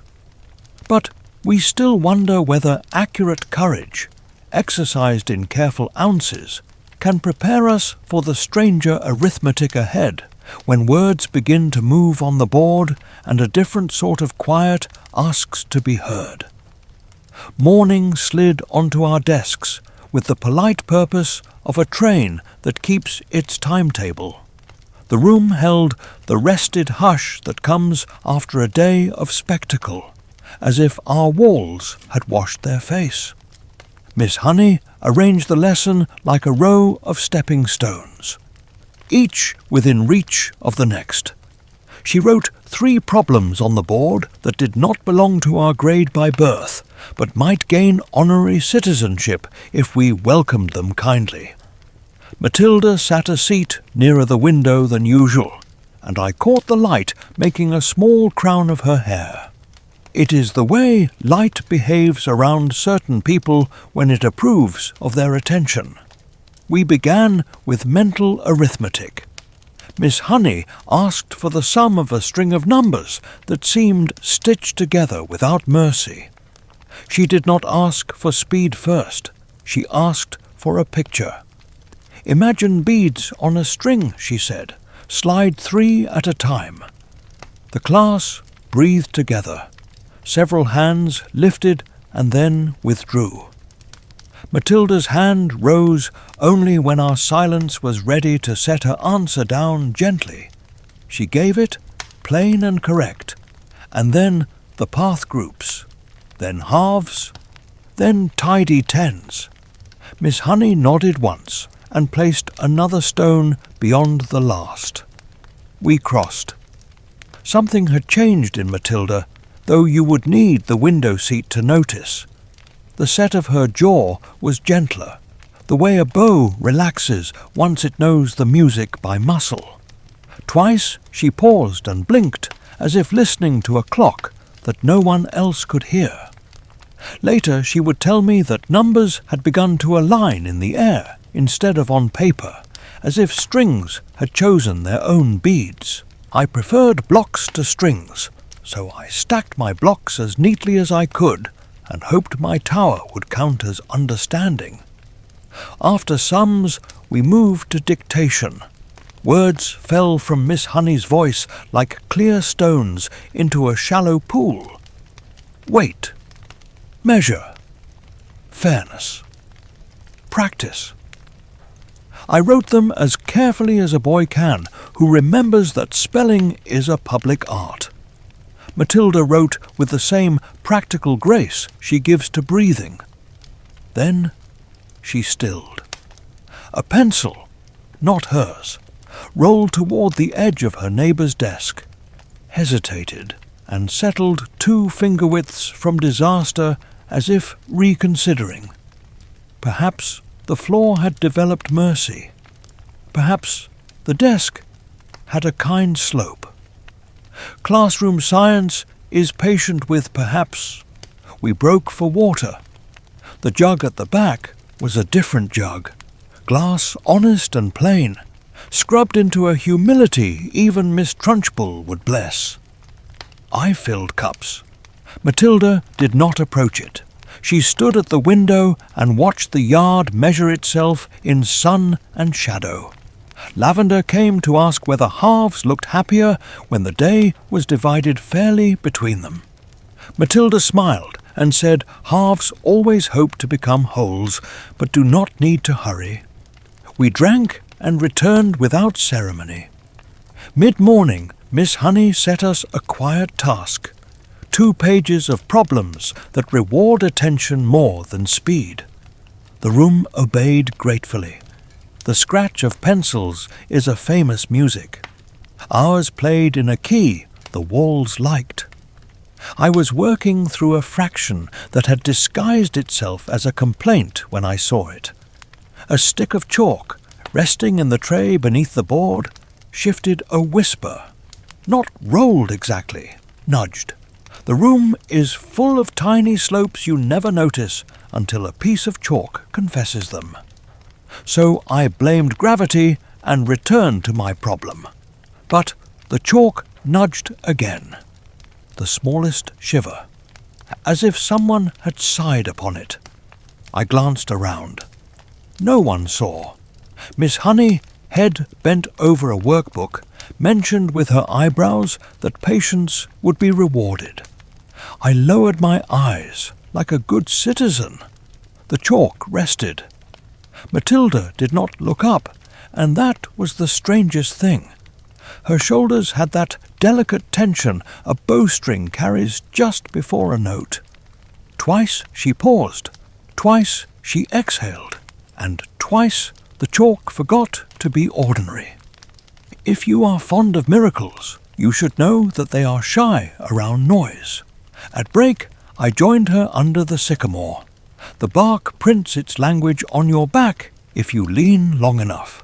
We shared an apple because apples split along reasons as well as along fibres. I told her what I thought I had not seen. She listened without joking, and then chose her words as if they might startle something if they hurried. When Miss Trunchbull lectured yesterday, she said, "The air around my eyes felt busy." It was like remembering a word and almost catching it. I tried to imagine this. My mind, usually obedient, made a face like a cat asked to swim. I asked whether the busy feeling hurt. She said it did not hurt so much as insist, like a thought that has decided to stop waiting. I wanted to ask whether she had tipped the pencil, the chalk, the newt, the hall, the entire week. I did not. There are questions that trust finds before curiosity does. Lavender joined us with a biscuit she swore was left over from a benevolent aunt and not stolen from the gods. We divided it into 3 moons and ate with the ceremony small feasts deserve. A gust discovered the yard. The sky rehearsed a darker paragraph and rejected it. We watched as one watches a clause that decides not to become a sentence. The afternoon brought reading, then a timed exercise that disguised itself as a game.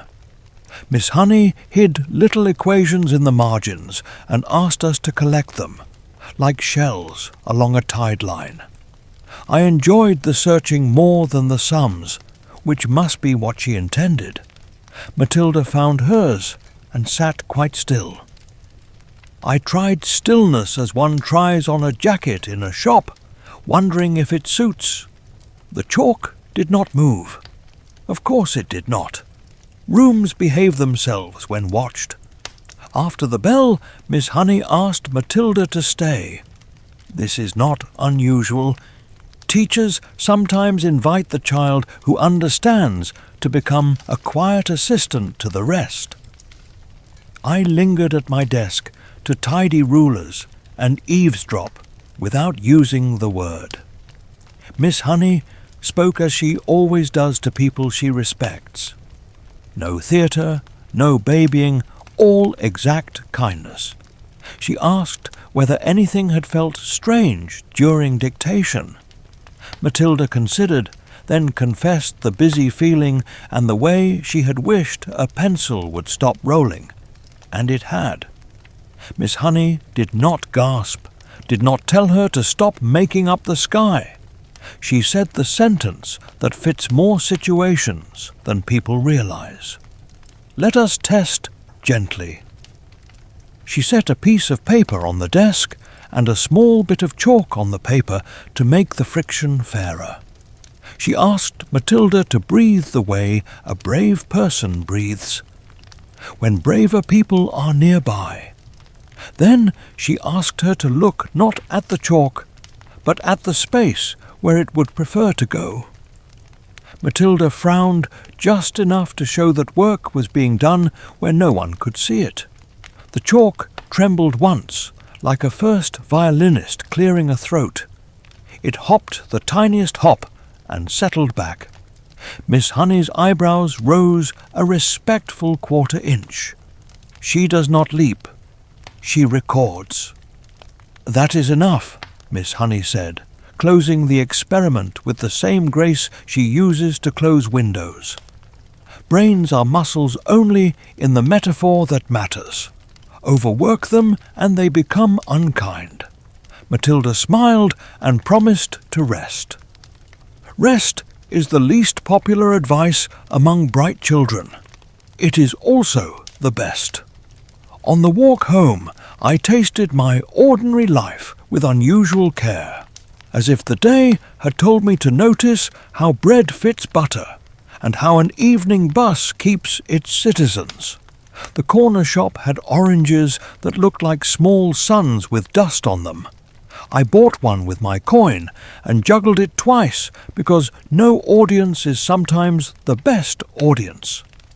At home, my sister insisted I assist with a puzzle missing 3 pieces and still eager for applause. We clapped when the sky met itself along the fold. Later, at my desk, I opened my adventure and found that the promise of tunnels and courage did not crowd out my arithmetic so much as agree to share the chair. I tried to will the eraser to move and failed completely, which was an excellent relief. The world must keep some of its contracts. I practiced instead the steady arts, laying out tomorrow's pencils, choosing the right sock companions, counting in pairs until the numbers decided to behave. Ordinary care makes room for extraordinary care when it knocks. When lights were out, I lay awake and measured the ceiling's quiet. A cloud paced past the window like a thoughtful sheep. Somewhere, a neighbour's radio chose a polite end to a cheerful song. I pictured the chalk at rest, the small hop, the way Miss Honey folded the moment into her keeping, rather than throwing it into the air. I thought of the way Matilda's face refuses to demand applause, even from her own breath. We are taught that power announces itself with a whistle and a march and a rule-book that creaks. But perhaps there is another kind. The kind that asks nothing of you except your best habit of attention and then tests a single grain of the world to see if it will slide. I do not know the laws of such things. I know only the feeling of a room deciding to be careful. Tomorrow we will sit again beneath the clock that does not hurry, with a teacher who refuses to turn amazement into a circus, and a girl who refuses to turn skill into a flag. Sums will happen, and sentences, and the very ordinary live theatre of being fair to one another, while our bodies grow and our minds practice not tripping over them. Yet the chalk's small hop will keep a corner of the day bright in my pocket, next to the orange coin of afternoon and the biscuit moon. But we still wonder whether a power that chooses shyness over spectacle can survive the kind of scrutiny that always arrives when the loud world suspects that quiet might be stronger than it looks. The afternoon announced itself with a breeze that had opinions about curtains. After last bell, a small expedition formed as naturally as a queue at the bakery when the smell is right. Miss Honey had invited a few of us to walk part way toward her cottage, not as a lesson, but as the sort of errand teachers used to take when the world remembered that walking is a way of thinking. Lavender came, of course, still shining faintly from the newt's safe return. Bruce came, because courage likes company once it has eaten a cake. I kept my window seat loyalty and volunteered to see which streets kept the better light. Matilda joined, quiet as a bookmark, the place in the story you return to. We left the school as if closing a book properly, no snapped cover stern down a lane that smelled of hawthorn and laundry soap, and let the town rearrange itself into cottages and hedges instead of corridors and bells. Miss Honey walks the way she teaches, unshowy and exact. She keeps to the safer curb without turning caution into ceremony. When we reached the little gate where we would part, she paused and, with the kind of courtesy that makes room for choice, asked if we wanted to see where she lived. It was not an invitation so much as a permission to be curious. We said yes because truth likes a place to sit. Her cottage looked like a good sentence, small, clear, without wasted words. The roof sloped into a shrug against weather. The gate clicked with a sound that forgave visitors. Inside, the rooms held themselves together with dignity rather than furniture. There was Ian Table that had retired from being new and had become faithful instead. 2 chairs rehearsed patience. A shelf with 4 plates explained that abundance and enough are cousins. A kettle waited its turn without sulking. Sunlight, which charges rent in some houses, seemed to live here and pay its share. Miss Honey laid cups with an economy that respected both time and porcelain. Tea arrived in a pot that had learned discretion. It poured without gossip. She cut bread you could trust and spread it with something plain, and I learned in that moment that food, when offered by certain hands, becomes instruction. I have eaten feasts that taught me nothing. A slice of brown bread can teach that plenty is not the only way to be full. Matilda sat near the window where the light remembered its manners. She took in the room without appraising it, the way one looks at a face and chooses to see the person first. Miss Honey told us stories that fit the kettle's pace. She spoke about teaching, about how numbers behave when you greet them like guests rather than hunters. She told how a sentence grows kinder when a child understands why it was built. She did not speak about money, which is how one recognizes the presence of lack in a room that refuses to be embarrassed by it. There was a small framed photograph on the shelf, a man with a smile that seemed to have somewhere to be. Miss Honey touched the frame once, as if aligning the mood of the afternoon with his better judgment. She said he had loved the way good tools make work lighter, and the way good words make days breathe. We nodded because every house adopts a sentence, and we had just heard this one. Lavender, who understands that kindness is sometimes a question properly timed, asked how Miss Honey had chosen a cottage that fit her so well. Miss Honey answered with a story we did not deserve, but she trusted us with.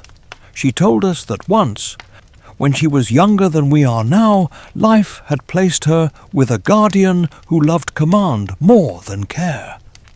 There had been rooms too big with rules and too small with warmth. There had been a long habit of owing for things no child should be told to owe. She had left those rooms the day her courage learned how to walk on its own legs. She had chosen this cottage because a small space that answers to kindness is larger than a grand house that answers to fear.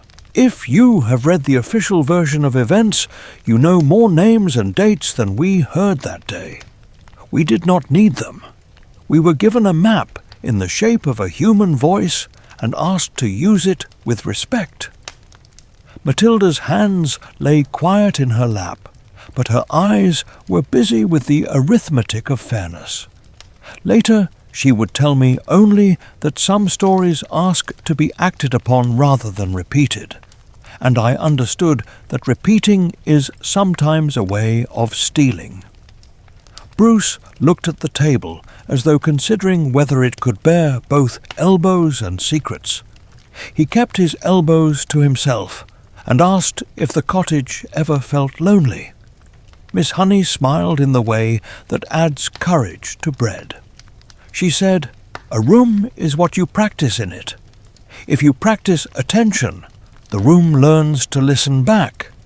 If you practice gratitude, the room begins to bring things to your notice." She thanked the kettle by name. The kettle did not argue. We talked then about plain things that rescue afternoons. The way pencils last longer when you stop chewing them. The usefulness of a notebook that fits a pocket and does not collapse at the corners. The virtue of socks that match in ambition if not in dye. Matilda told us how she keeps a list of questions never to be asked of tired people and another of questions that wake plants. Lavender confessed she names her ribbons on days they are asked to hold more than hair. Bruce discovered that tea tastes braver from a cup that has been chipped and kept anyway.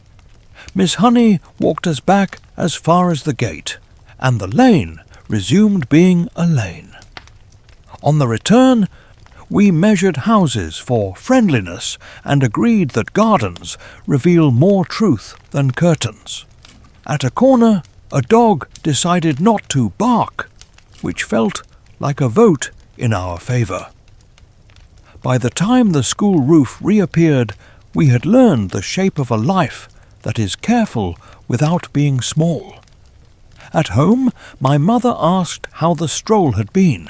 I told her about the kettle and the table and the way a room can be honest with you without saying a word. She listened with the look she wears when stories arrive bearing chores.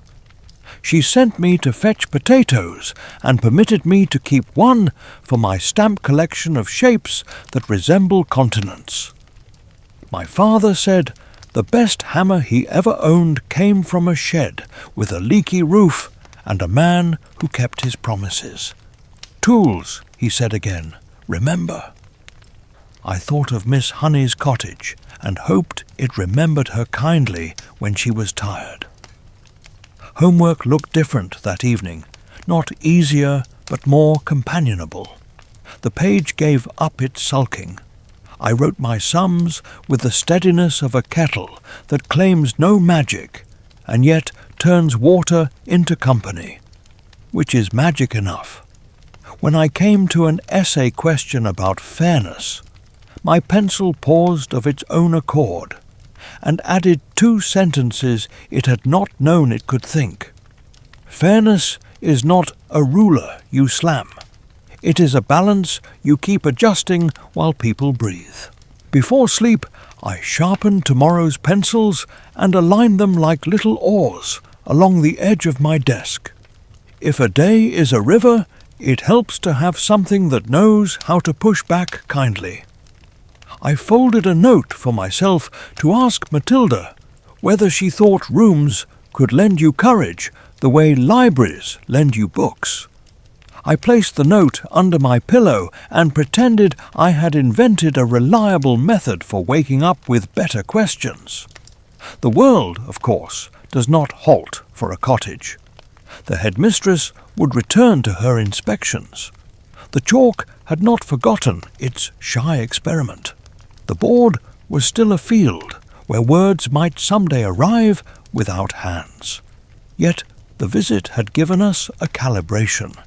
We had seen how a person could choose plain tea over noisy power and still conduct a life with music in it. We had learned that modesty, when it is not a disguise, can be shelter. And we had observed how a teacher might carry a history of unfair weight without using it to bruise anyone smaller. School prepares you for tests that come with answer sheets and pencils issued by the hour. Life prepares other tests by letting you watch people arrange bread on a table with tenderness. We had passed one of those quietly.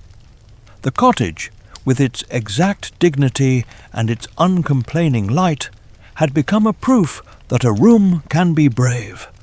But we still wonder whether the tenderness of such rooms, multiplied by the courage of one small girl and the patience of one clear-eyed teacher, can withstand a trial that does not respect kettles or balance, the kind that will soon write itself in chalk, where everyone must read and decide what they believe. The day chose a crisp light, the sort that makes even scuffed floors confess their patterns. We arrived to find the desks straight as intentions and the blackboard scrubbed to a dark, expectant sea. Miss Honey greeted us with that calm that sets a room's pulse, then wrote a date so neat it looked inevitable. There are mornings that promise routine. This one promised precision. 2 lessons passed like pages turned by a careful thumb. Then the corridor rehearsed its harder echo. Miss Trunchbull came. She entered with the certainty of a rule written in ink too permanent for paper. Her boots took the spare oxygen first. She announced that she would conduct the afternoon's lesson in discipline, arithmetic, and character, as if the 3 belonged on the same shelf. Miss Honey stood aside, not defeated, only strategic. The way good sailors ease the rudder when wind pretends to know everything. We sat a little taller. We always do when storms tour the coast. The headmistress began her catechism of tables and definitions. She liked to ask a question, sneer at the respectful pause, and then declare the pause an answer. Children can endure many climates, but unfair weather grows tiring. Bruce kept his eyes on the grain of his desk and breathed in 4s. Lavender counted the panes in the window. I held the familiar square of light in my mind and imagined it stitched into the day. Matilda sat very still, as if balancing a saucer and cup on her thoughts. A spelling test arrived without paper. Hurled at us, letter by letter. Miss Trunchbull dislikes pencils almost as much as she dislikes laughter. She demands the answer appear at the mouth, fully dressed. A girl stumbled on a word that had more corners than mercy. The headmistress smirked, as if failure were a performance laid on for her entertainment. Miss Honey interceded softly, shifting the task to something that could be learned rather than feared. Trunchbull called it coddling. The word left a bruise on the air and hung there, unashamed of its manners. I will not itemize the rest. You know the style. Questions sharpened into little spears. Rules swung like banners.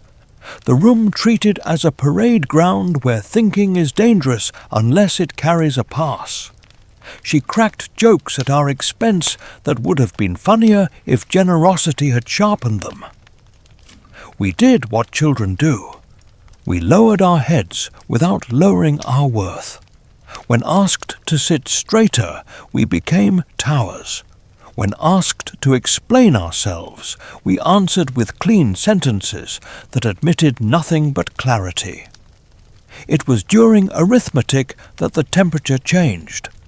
Miss Trunchbull wrote a problem too large for our year and declared it simple. She asked Matilda for the answer with the tone adults use when they have chosen a child to humiliate. Matilda raised her eyes, but not her chin. She gave the number and, when pressed, the path. It was correct and quiet. The correction displeased the headmistress. Loudness dislikes being told that truth is not a volume setting. Then the chalk woke. I use the verb carefully. No hand reached. No string pulled. The windows were shut, because the headmistress believes air requires permission. The chalk lifted a fraction from the tray as if remembering an appointment. It trembled once and began to write. The class made the sound a whole field makes when wind changes. Miss Honey's hands opened an inch and then found each other again, palms folded as if holding a small bird.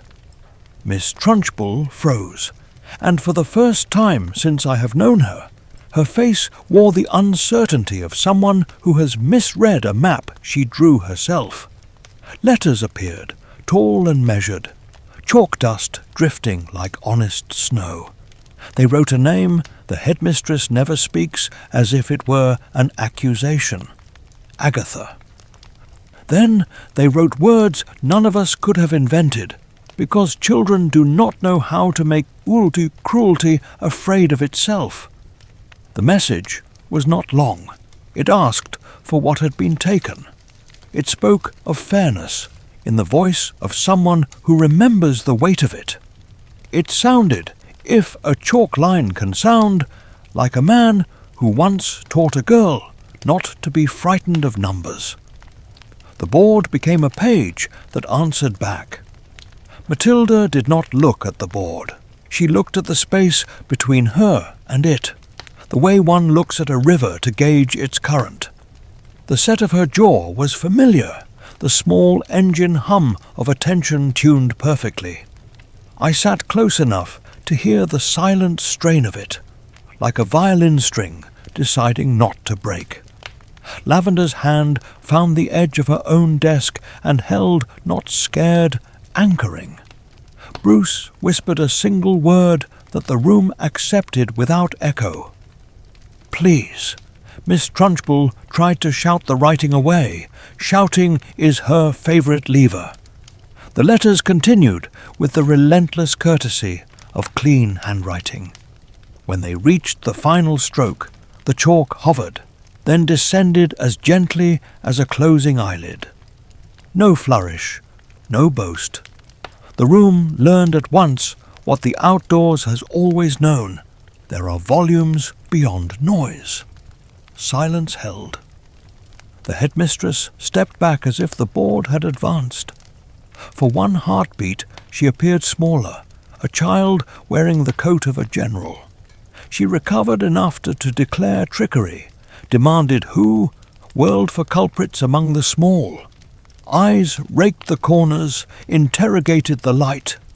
Miss Honey moved a half step toward the front and said, in the voice she uses when anything precious is near, "Class dismissed." It was not a drama. It was a door. We filed out without chatter, drawn thin as the chalk dust that floated in our wake. In the corridor, the air tasted of something that had been locked and then released. We did not run. We walked with the concentration of people carrying water, which is to say, we knew what a spill would cost. Outside, the yard presented its ordinary map of puddles and lines, shocked to find its own normalcy in such good condition. Under the sycamore, we collected ourselves back into children.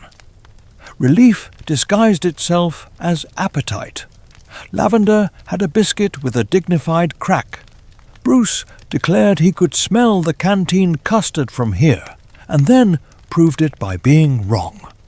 I told a joke about 2 socks eloping and returning in matching pairs, and it earned exactly 1 honourable snort. Small foolishness has its place after large seriousness. It is the body remembering that breath is not a privilege. Matilda stood with us, calm as a lighthouse that has just done its work quietly. I asked nothing because questions can be greedy. She looked at the sky as if checking whether it, too, had steadied. Her face showed the pleasant exhaustion of a runner who knows the course, not the fright of a person fleeing.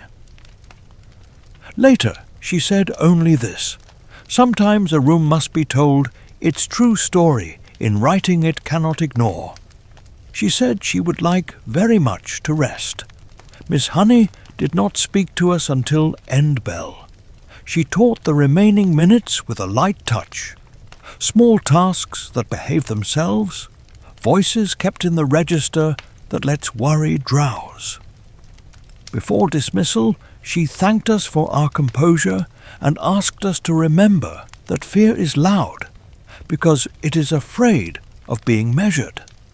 She did not mention the board. She did not need to. The day had already written itself onto our attention. At home, normality insisted upon its chores, which is normality's gift. I carried shopping that squeaked its complaint. I peeled potatoes with the small pride of a boy who can now keep the peel in one long ribbon. My sister declared my ribbon unbroken, and therefore prizeworthy by the rules of a contest she had invented on the spot. We laughed, which is a medicine that requires no prescription and has very few side effects. We drank tea that tasted like patience. The radio delivered a weather report that could have been about our class. Brief disturbance, followed by clearing. In my room, I tried to make a pencil quiver with my gaze and achieved only a slightly superior frown. I was relieved by the failure. Wonders must remain rare, or the word loses weight. I instead practiced the practices that always work: counting in pairs, arranging tomorrow's books, writing a question for the library card to answer. Expectation, explanation, hope, mercy. Before sleep, I thought of Miss Trunchbull's face when the letters carved sense into the afternoon. She is not a monster in a cave. She is a person who mistook volume for virtue and forgot that rooms keep receipts. I thought of Miss Honey's half-step, the one that protects without claiming credit. I thought of Matilda's stillness, the steerage of it, the way a small captain takes a large sea and decides, "Today we will not drown." We had witnessed power that borrowed no swagger, a message that asked for justice without stealing decency to pay for it. Tomorrow would bring consequences shaped by adults who dislike being surprised by truth. The chalk dust would settle. The board would look like any other board. The windows would return to their ordinary light.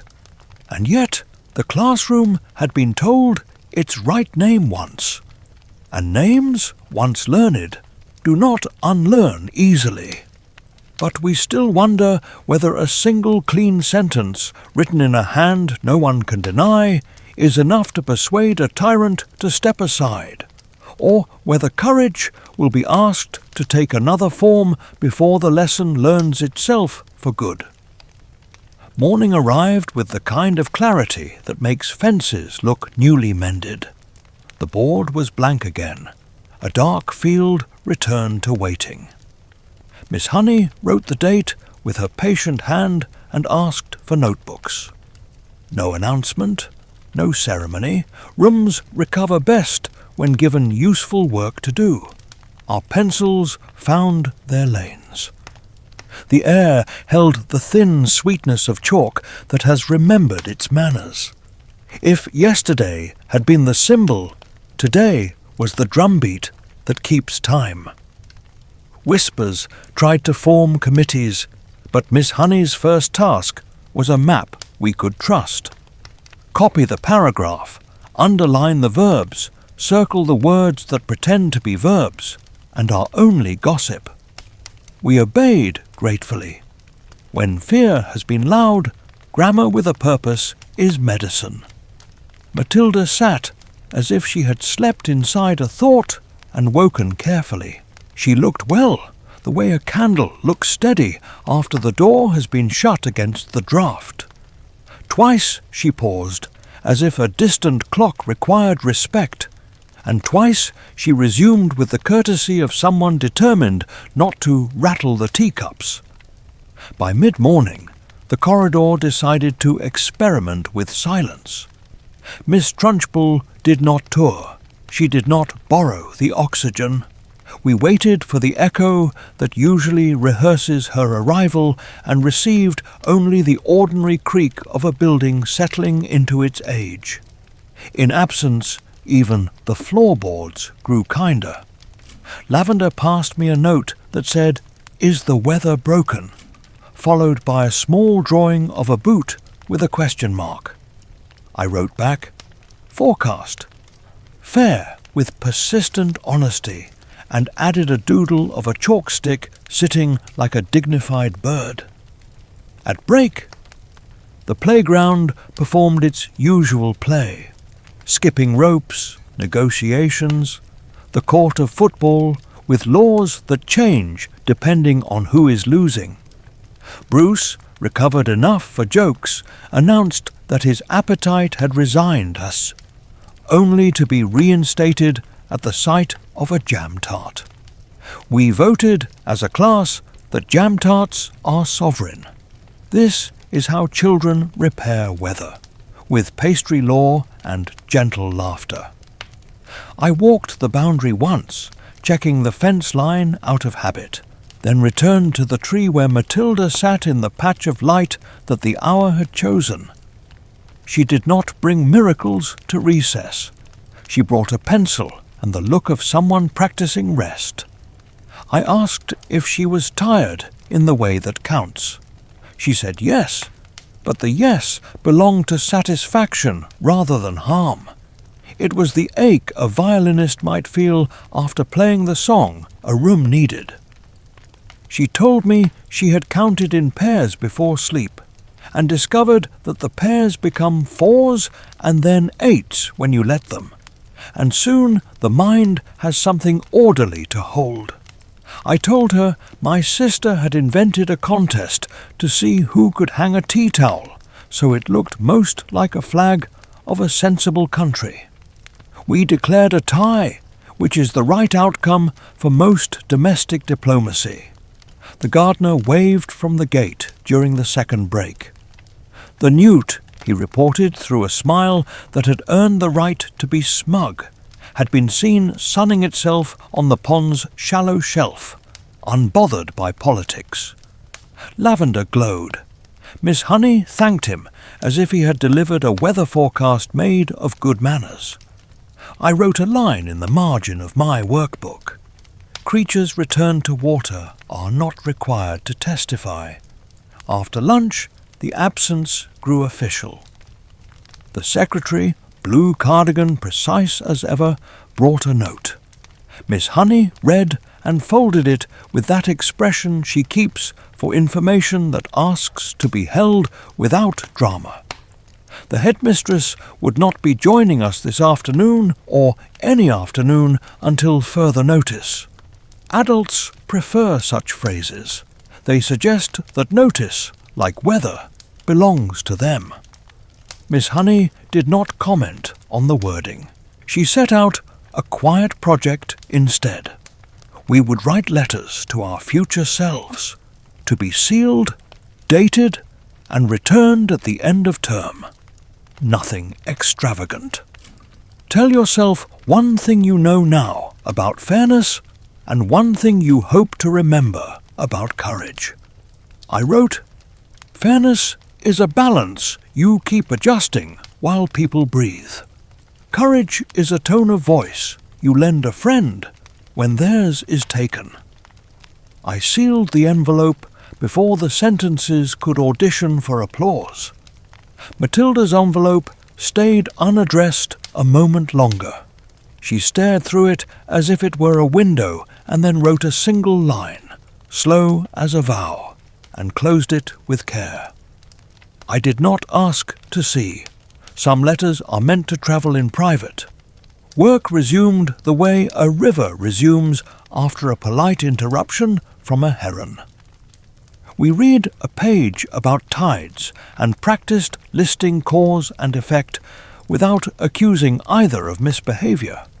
We learned that moons can move oceans without raising their voices. Miss Honey used the word influence and explained its quiet grammar. We nodded as children nod when they recognize the weather of a word long before they own the umbrella for it.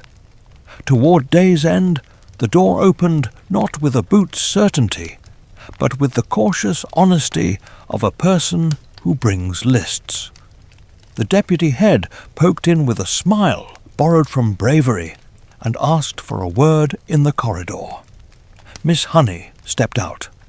Our room did what rooms do when adults confer outside them. It held its breath and pretended to be furniture. I sharpened one extra pencil because that is my contribution to most crises. Lavender aligned her ruler with the desk's grain to prove the world still contains straight lines. Bruce folded his paper into an aerodynamic hope and then unfolded it, deciding hope is better uncrowned. Miss Honey returned with a calm that belonged to her and a glint I had never seen. Not triumph, relief. A long arithmetic had balanced. She told us only what we needed to know. There would be administrative matters handled by people whose job it is to handle such matters. In the meantime, we would continue our work, which is the civilized revenge of classrooms. She asked Matilda to help distribute new readers from the cupboard. The keys in her hand made a sound like small bells that believed in modest weddings. After dismissal, 4 of us walked with Miss Honey as far as the gate. Adults stood in the distance speaking in their careful italics. The sun, no longer interviewed by clouds, spent its last coins on the pavement. Miss Honey bent to tie a shoelace for the smallest child, and said to no one in particular, "There is a way for rooms to be kept without shouting at them." It sounded like housekeeping. It sounded like law. On my way home, I threaded the ordinary back onto its string. The corner shop had oranges again, and I bought one with a coin that had sweated in my palm during arithmetic. My sister set me to the noble labour of rescuing a sock from a ferocious tangle with the laundry line. We staged a small ceremony for its safe return. I buttered toast with the focus of a person who understands that steadiness is a skill, not a mood. The radio gave the news in that slow adult way that makes disasters sound like kakadun calendar items. I turned it down and listened to our kettle instead. It communicates with fewer adjectives. Homework sat well. Numbers behaved when asked politely. Sentences trimmed themselves without complaint. I wrote a small note for the library. Expectation maps, hope keys. I sharpened 2 pencils and put a third unsharpened beside them as a reminder that not everything must be ready at once. I folded yesterday's courage and set it in the drawer with my collected ticket stubs and honourable failures.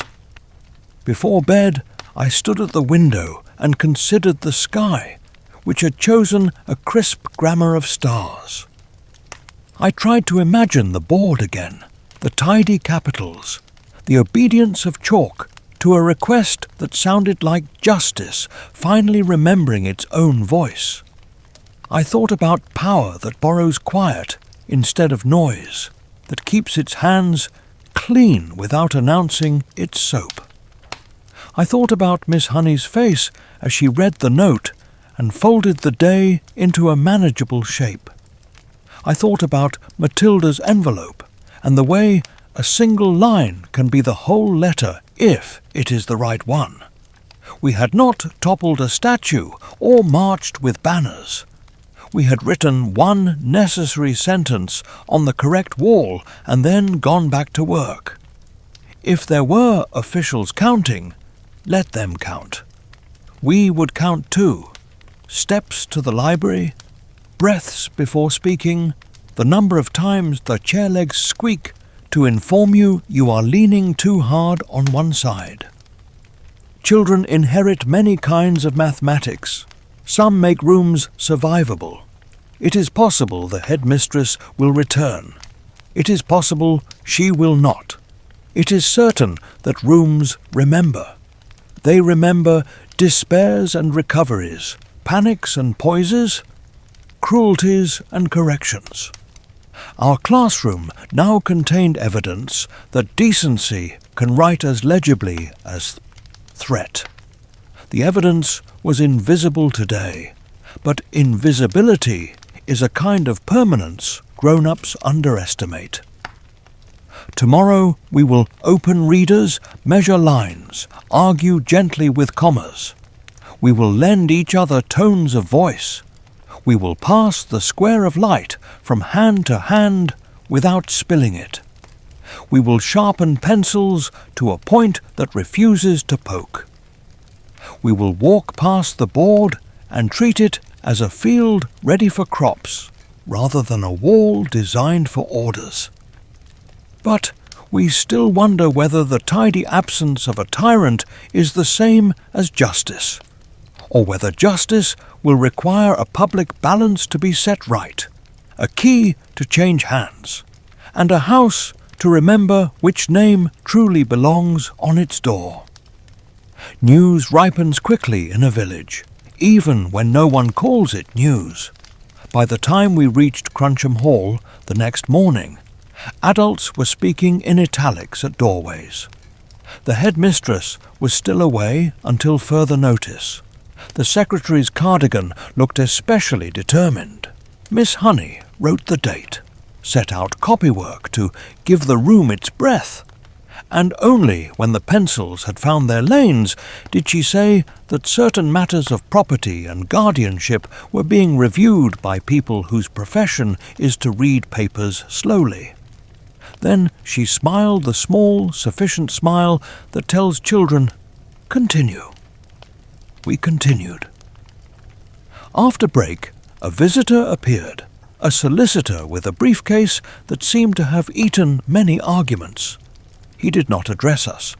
He spoke with Miss Honey at the door in a voice made of polished commas.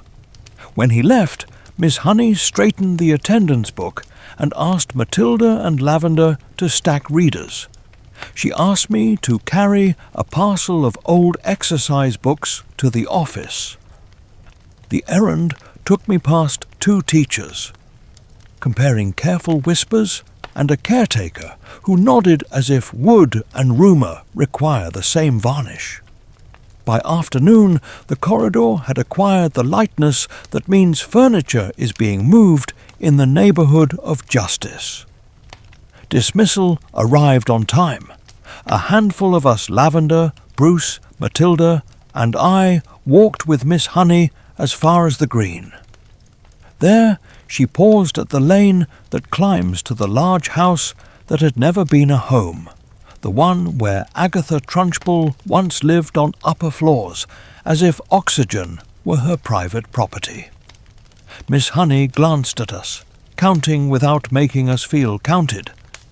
We kept the distance children keep when an adult is doing something brave and exact. The shrubs inside the gate had been clipped into obedience.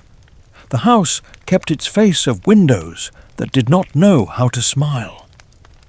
A constable stood on the steps with the patience of someone told to be necessary without becoming scenery.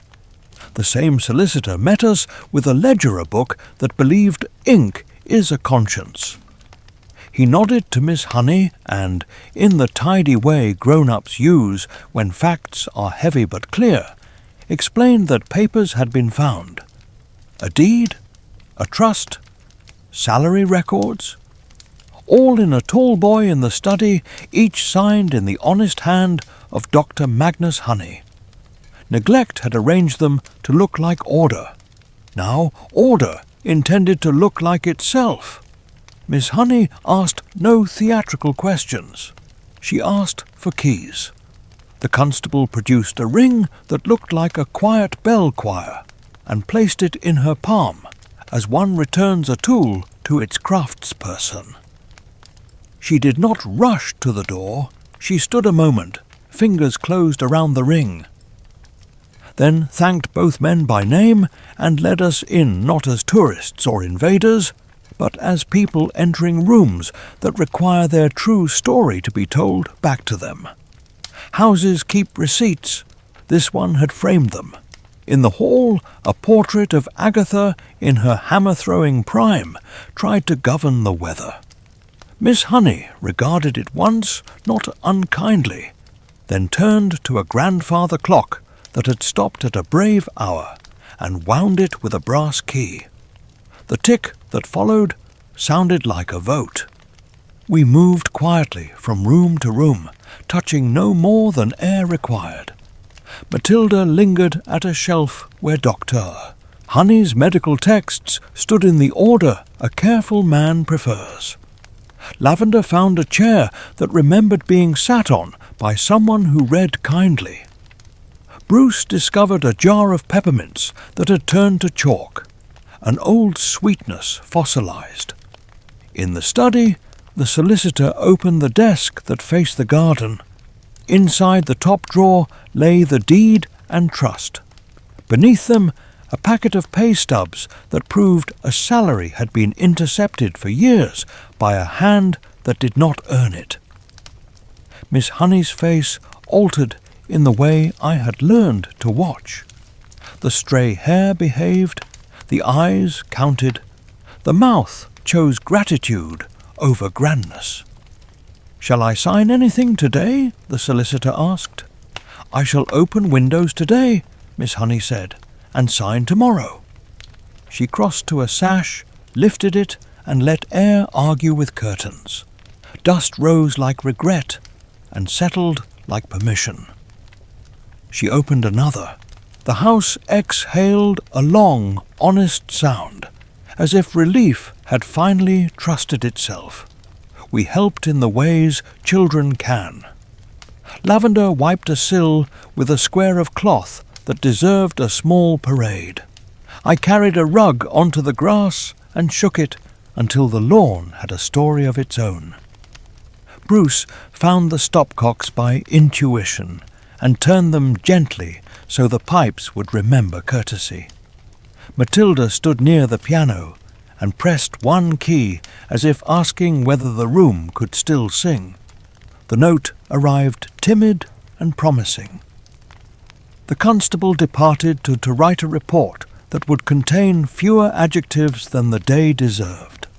The solicitor noted times, locks and seals without embroidery. When the men were gone, Miss Honey sat in a kitchen chair that had waited years for its occupant and filled the kettle from a reluctant tap. She brewed tea in cups that had survived without being cherished, and stirred them with a spoon she did not apologize for. The tea tasted like steadiness. "I will return tomorrow with soap and scents," she said lightly. "Perhaps a plumber who believes in brave pipes." "May I bring a cloth?" Matilda asked. "May I trim the garden's edges?" Lavender asked. "I can lift boxes if boxes exist," Bruce offered, already rolling his sleeves. Miss Honey thanked us in the day's minted currency, names spoken carefully, tasks sized to fit hands. She locked the door with the clear dignity of ownership, and we walked back at a pace that matched our insides.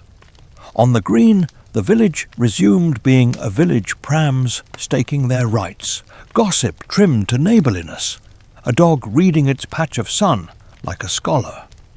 At home, my mother listened to the short version and smiled the mixture of pride and sadness grown-ups keep for days that repair old harms.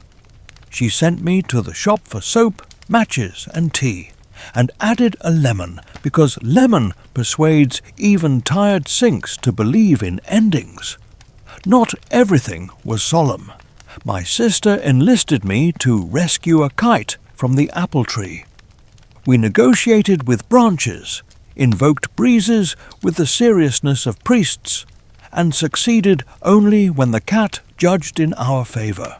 We cheered, and then pretended we had not. Toast at tea tasted like an argument politely settled. I polished my shoes with an attention I might almost call devotion. Homework sat beside me like a companion rather than a requirement.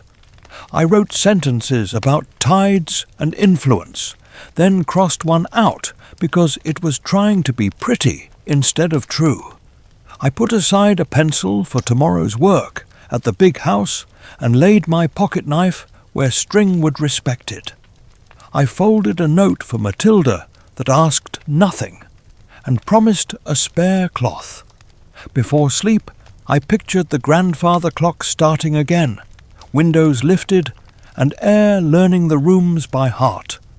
I thought of Dr. Magnus Honey's name printed in the honest font of a deed, and of Agatha Trunchbull's portrait learning to live with air that did not salute her. I thought of the keys in Miss Honey's handbells that had found their rightful ringer. Justice does not always trumpet. Sometimes it clicks, turns, and admits light.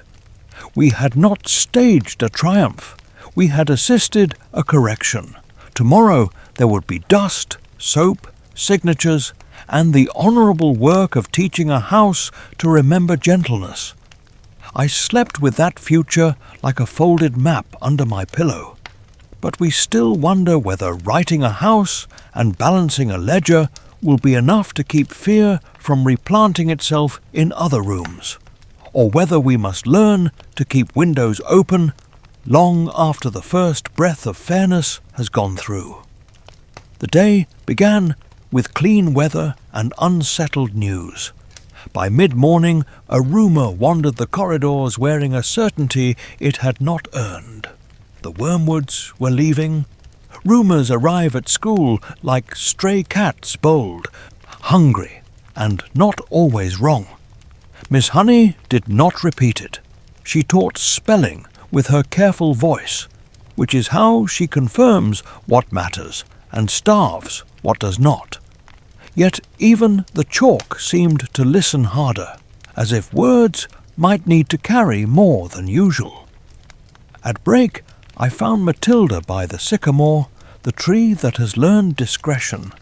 She stood with the stillness of someone counting inside an important minute. Lavender drifted near, ribbon modest, eyes alert. Bruce hovered with the art of not hovering. We did what friends do when a day is too loud. We spoke about practicalities. If a family leaves, what happens to the library book? Does a school desk keep a memory? How long does ink need to dry on the paper that makes a change legal? These are not grown-up questions, but they are close cousins. After break, Miss Honey asked Matilda to stay a moment. The room unbuttoned itself with the usual rustles and thumps, then fell quiet around the two of them. I tidied rulers at a speed that allowed listening without stealing. Miss Honey placed a single sheet on the desk, the kind of paper that decides things without fuss. Her voice stayed in its usual key. There had been visitors from the council and a short note from the Wormwoods. They intended to depart this afternoon for sunnier arrangements. The phrase wore sunglasses and avoided eye contact. Matilda did not look shocked. Shock is a noise. She looked prepared, which is a craft. Miss Honey said the law allowed certain adoptions when all parties agreed and a signature knew its job. She did not ask, "Are you sure?" She asked, "Do you desire this with the kind of wanting that makes responsibility sit up straight?" Matilda nodded once, and it was a nod that contained the practice of many days. Work finished. Shelves returned to order. library cards respected, numbers explained without pride. Miss Honey's eyes warmed but did not flood. She is a person who believes tears are better used on babies and onions. She folded the paper and said there would need to be a conversation. The Wormwoods arrived later like weather that refused to read the forecast. Mr. Wormwood's jacket tried to sell itself to the air. Mrs. Wormwood's hair announced allegiance to a colour not found in nature but favoured by certain salons. Michael, the brother who performs existence without commentary, stood by the car watching the pavement like a television that had forgotten its channel.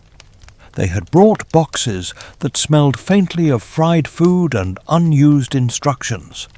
Miss Honey met them near the gates, not at the threshold of our room. Negotiations that matter should not borrow chalk. I kept my window seat and watched through reflection, that polite spy. The conversation had the rhythm of receipts being compared. Mrs. Wormwood complained that the country was ungrateful to businessmen, that the sun in Spain respected people with televisions of ambition.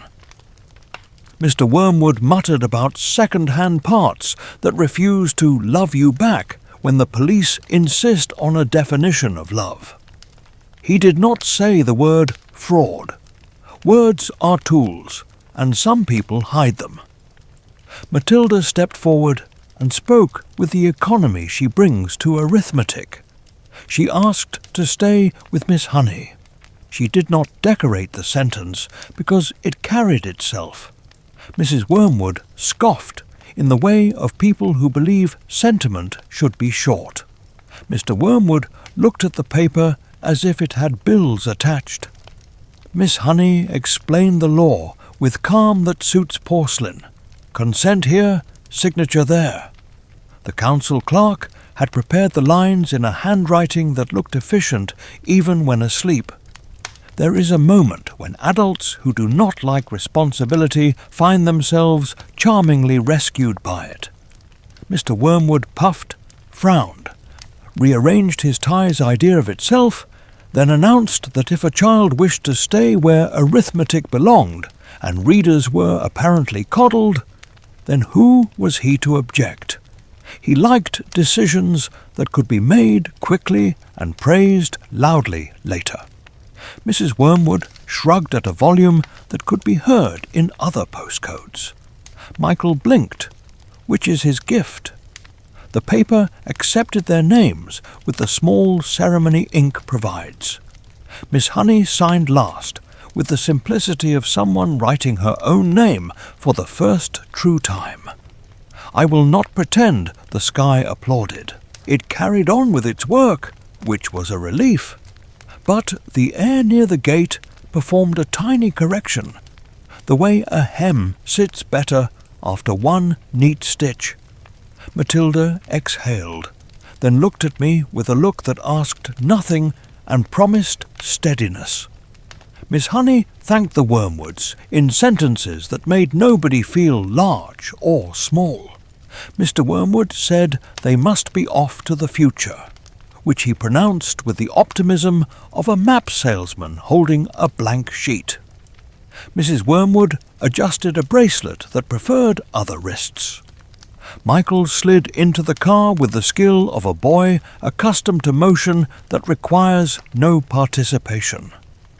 Before they drove away, something happened that was not in the official version but belongs in any honest one.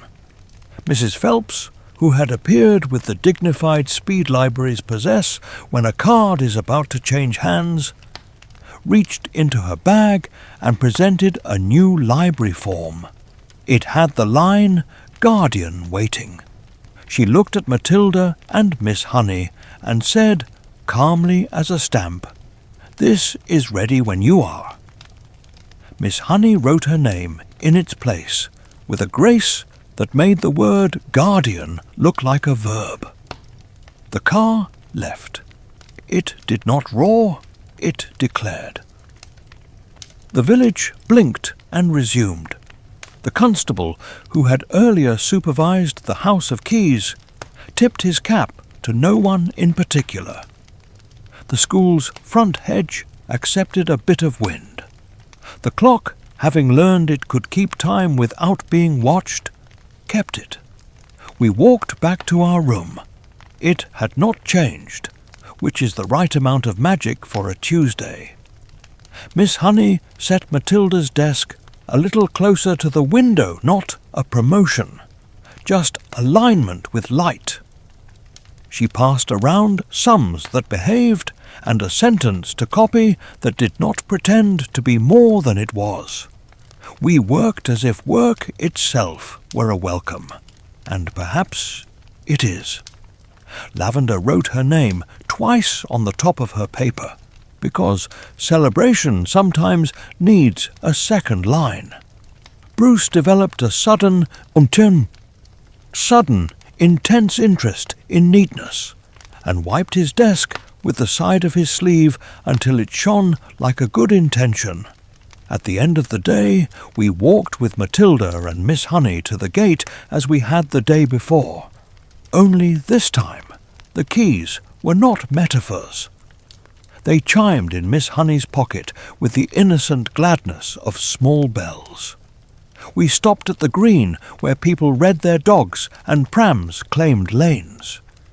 Mrs. Phelps, who is nobody's fool, produced from somewhere a cloth-bound notebook and said to Matilda, "This is for the questions you want to keep." Matilda answered that she had one already and would keep two, because some questions prefer company. Home returned to its useful chores. My mother asked whether anything interesting had occurred. I said yes, and then peeled potatoes. Potatoes are democratic. They ask the same of everyone. My sister insisted we balance a spoon on a glass without touching it after the first try, which is the kind of experiment kitchens accept, provided no one is in a hurry. We succeeded on the third attempt, and bowed to our own ingenuity without looking silly about it. Tea tasted like a conclusion that trusts tomorrow. Later, homework sat in its spot and agreed to be done. I wrote a sentence about influence and another about belonging, then crossed out a third because it tried to be wise before it had earned the right. I placed 2 pencils in my bag for morning and 1 small kindness, a wrapped biscuit to be broken into moons if the day required a celebration of the manageable kind. I folded a note for myself. Ask if the library stamp feels heavier when the name on the card is right. Before sleep, I stood at my window and considered the ordinary street that had hosted an extraordinary correction without breaking its stride. A car had left. A paper had been signed. A cottage would be brighter. A classroom would remain itself with slightly better light. I thought of Miss Honey's hand on the form, of Matilda's nod, of the curious quiet that accompanies good decisions. We do not always get fireworks. Sometimes justice is a tidy form, a steady pen, a walk back to a room that knows your name. But we still wonder whether the small, correct rituals of belonging keys given, cards updated, desks moved half a step ere enough to keep a child's bright steadiness safe when the world forgets, again to be careful, or whether we must stay ready as a class and as friends to lend our quiet each time the day grows loud. The first morning after papers, become more than paper, is quieter than you expect. We met the day with ordinary tasks that felt newly appointed. Miss Honey unlocked our door with the gravity of someone tuning an instrument, and the room answered in its modest register. Chair legs made their small approvals. The clock accepted its duties. The blackboard waited without sulking. Matilda took her seat near the window where the light declines to be dramatic and prefers to be exact. I kept my post at the glass because a window does not forget its friends. Lessons began, as all good lessons do, with something manageable. Miss Honey set a row of problems that asked us to think in groups rather than in panic. Numbers behaved because her tone told them to. Matilda worked steadily, pencil skimming like a small boat that trusts the river. Bruce raised a careful hand and won the right to explain his path without tripping over its pride. Lavender drew a line beneath her neat sums and rested her ribbon on her shoulder as if rewarding it for diligence. Nothing miraculous, except that all of it was. At mid-morning, Mrs. Phelps arrived with a new library card inside a modest envelope. She met us in the corridor the way librarians meet weather, ready to keep things readable. The line that says Guardian bore Miss Honey's name in a hand that understands what it signs. Matilda received the card the way you receive a compass, not as a jewel, but as a direction. She thanked Mrs. Phelps and placed the card in her satchel, as if giving it a room of its own. We returned to grammar, which is how order convinces itself it can be kind. We underlined verbs and ignored gossip. We practiced commas that prefer to hold hands rather than shout commands.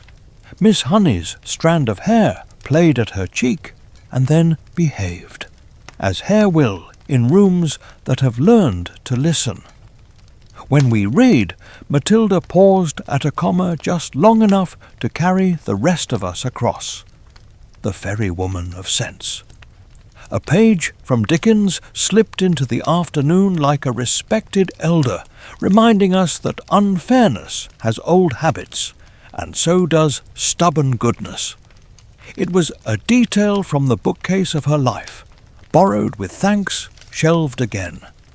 After lunch, we moved our chairs into a loose circle and wrote short notes to the future. This time, Miss Honey suggested we add a promise, not to the world, which is greedy with promises, but to ourselves, who keep them. I wrote that when rooms ask for quiet courage, I will lend mine in small coins. A sharpened pencil, a steady breath, a single clap at the right time. Matilda wrote with that careful jaw and the glance she gives to air that might have hidden currents. She sealed her note and traced the edge of the envelope once, like a blessing. The sun slanted toward the sill and declared its daily republic. Dismissal rang with its mild authority. Most of us drifted toward home, but a handful, Lavender, Bruce, and I, walked with Miss Honey and Matilda to the green, where prams hold court and dogs debate municipal policy. We turned up the lane toward the cottage because there are certain first evenings you cannot leave to imagination. The key ring sang its small bells. The door received us without testing our grammar. Inside, the cottage had already learned gentleness faster than some people do. Windows stood open to the right depth. The clock now kept time for the living. A kettle made its domestic argument and won.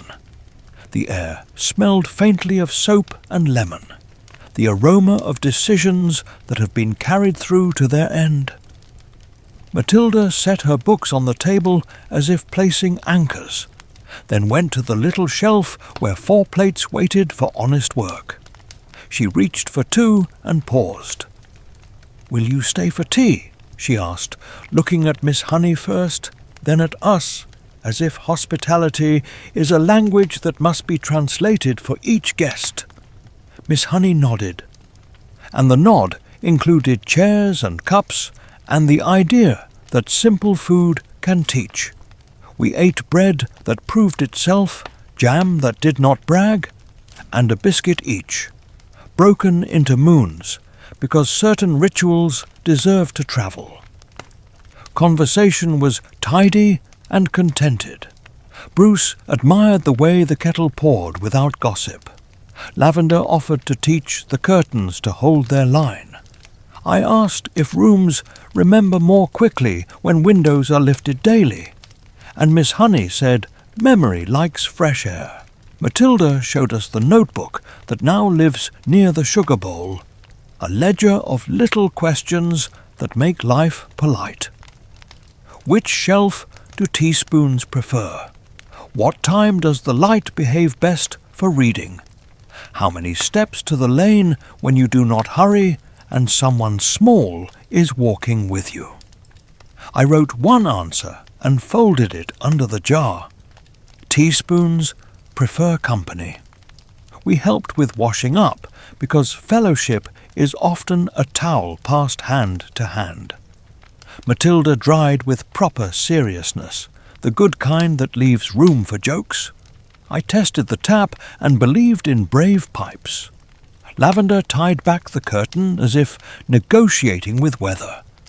Miss Honey set the cups to their rest and thanked each of us by name, which is a way of declaring that care has witnesses. When it was time to go, we stood a minute longer because some doors ask for thought before they close. Miss Honey walked us to the gate. The lane had softened its light into the easy gold that believes in ordinary futures.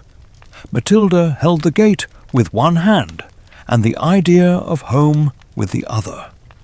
"We will read," she said, as if promising to keep the weather.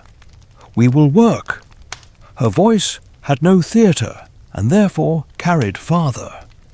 We parted at the green. The village resumed its domestic chorus. A child negotiated bedtime with the artistry of ages.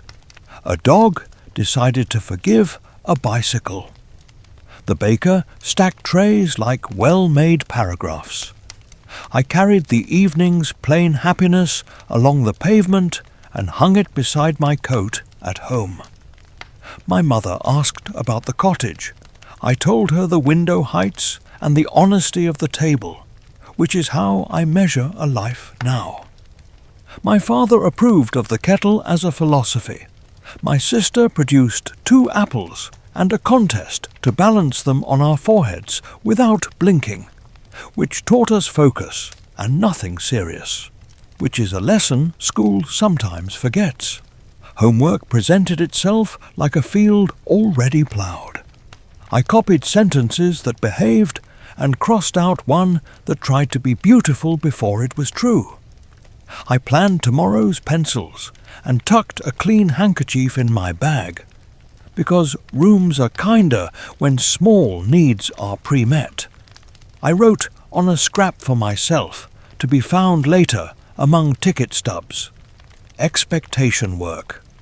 Hope, mercy. And then the night, which is the truest teacher of pace, asked me to slow. The house settled. The street practiced decency. In the quiet, I remembered everything I want to remember, and allowed the rest to fade with thanks.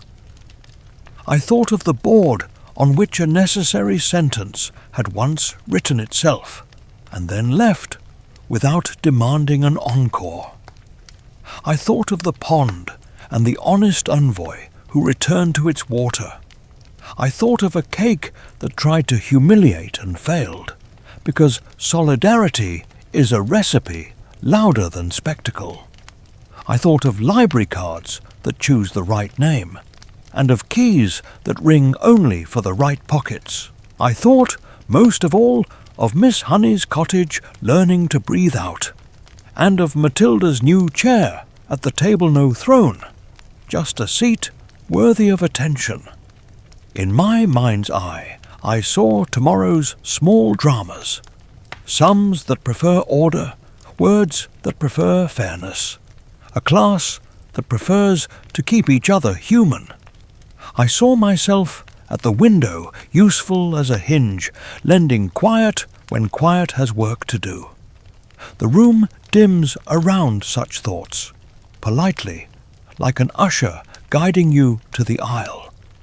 The day's edges soften. Grammar becomes lullaby. The sycamore outside moves only enough to prove it is alive. The air carries a spoon's faint chime from the washing-up bowl of a house with the right names on the forms. Somewhere a page turns. Somewhere a kettle thanks its whistle. Somewhere a small hand steadies a book, and a larger hand steadies the table beneath it.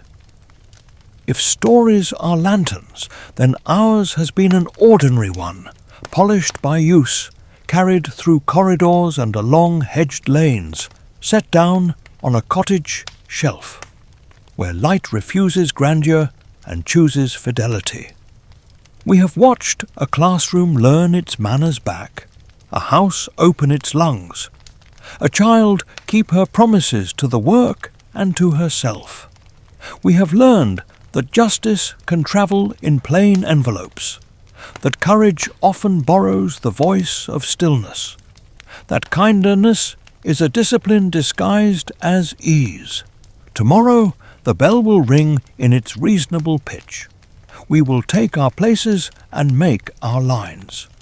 Matilda will read, not as a prodigy performing, but as a person remembering who she is. Miss Honey will teach, not as a saint, but as a craftsperson who trusts her tools. The rest of us will do our useful part, counting in pairs, returning books, guarding the square of light so it lands where it is needed. And when the larger world rehearses its old unkindnesses, as it will, we will practice our rehearsed reply. Steady breath, exact words. One clean clap. But we still wonder whether our small, faithful ritual stay poured without gossip, pencils sharpened to serve, windows lifted to keep memory honest will be enough to carry us through the next weather the world decides to send, or whether we must keep inventing patient ways to lend each other light.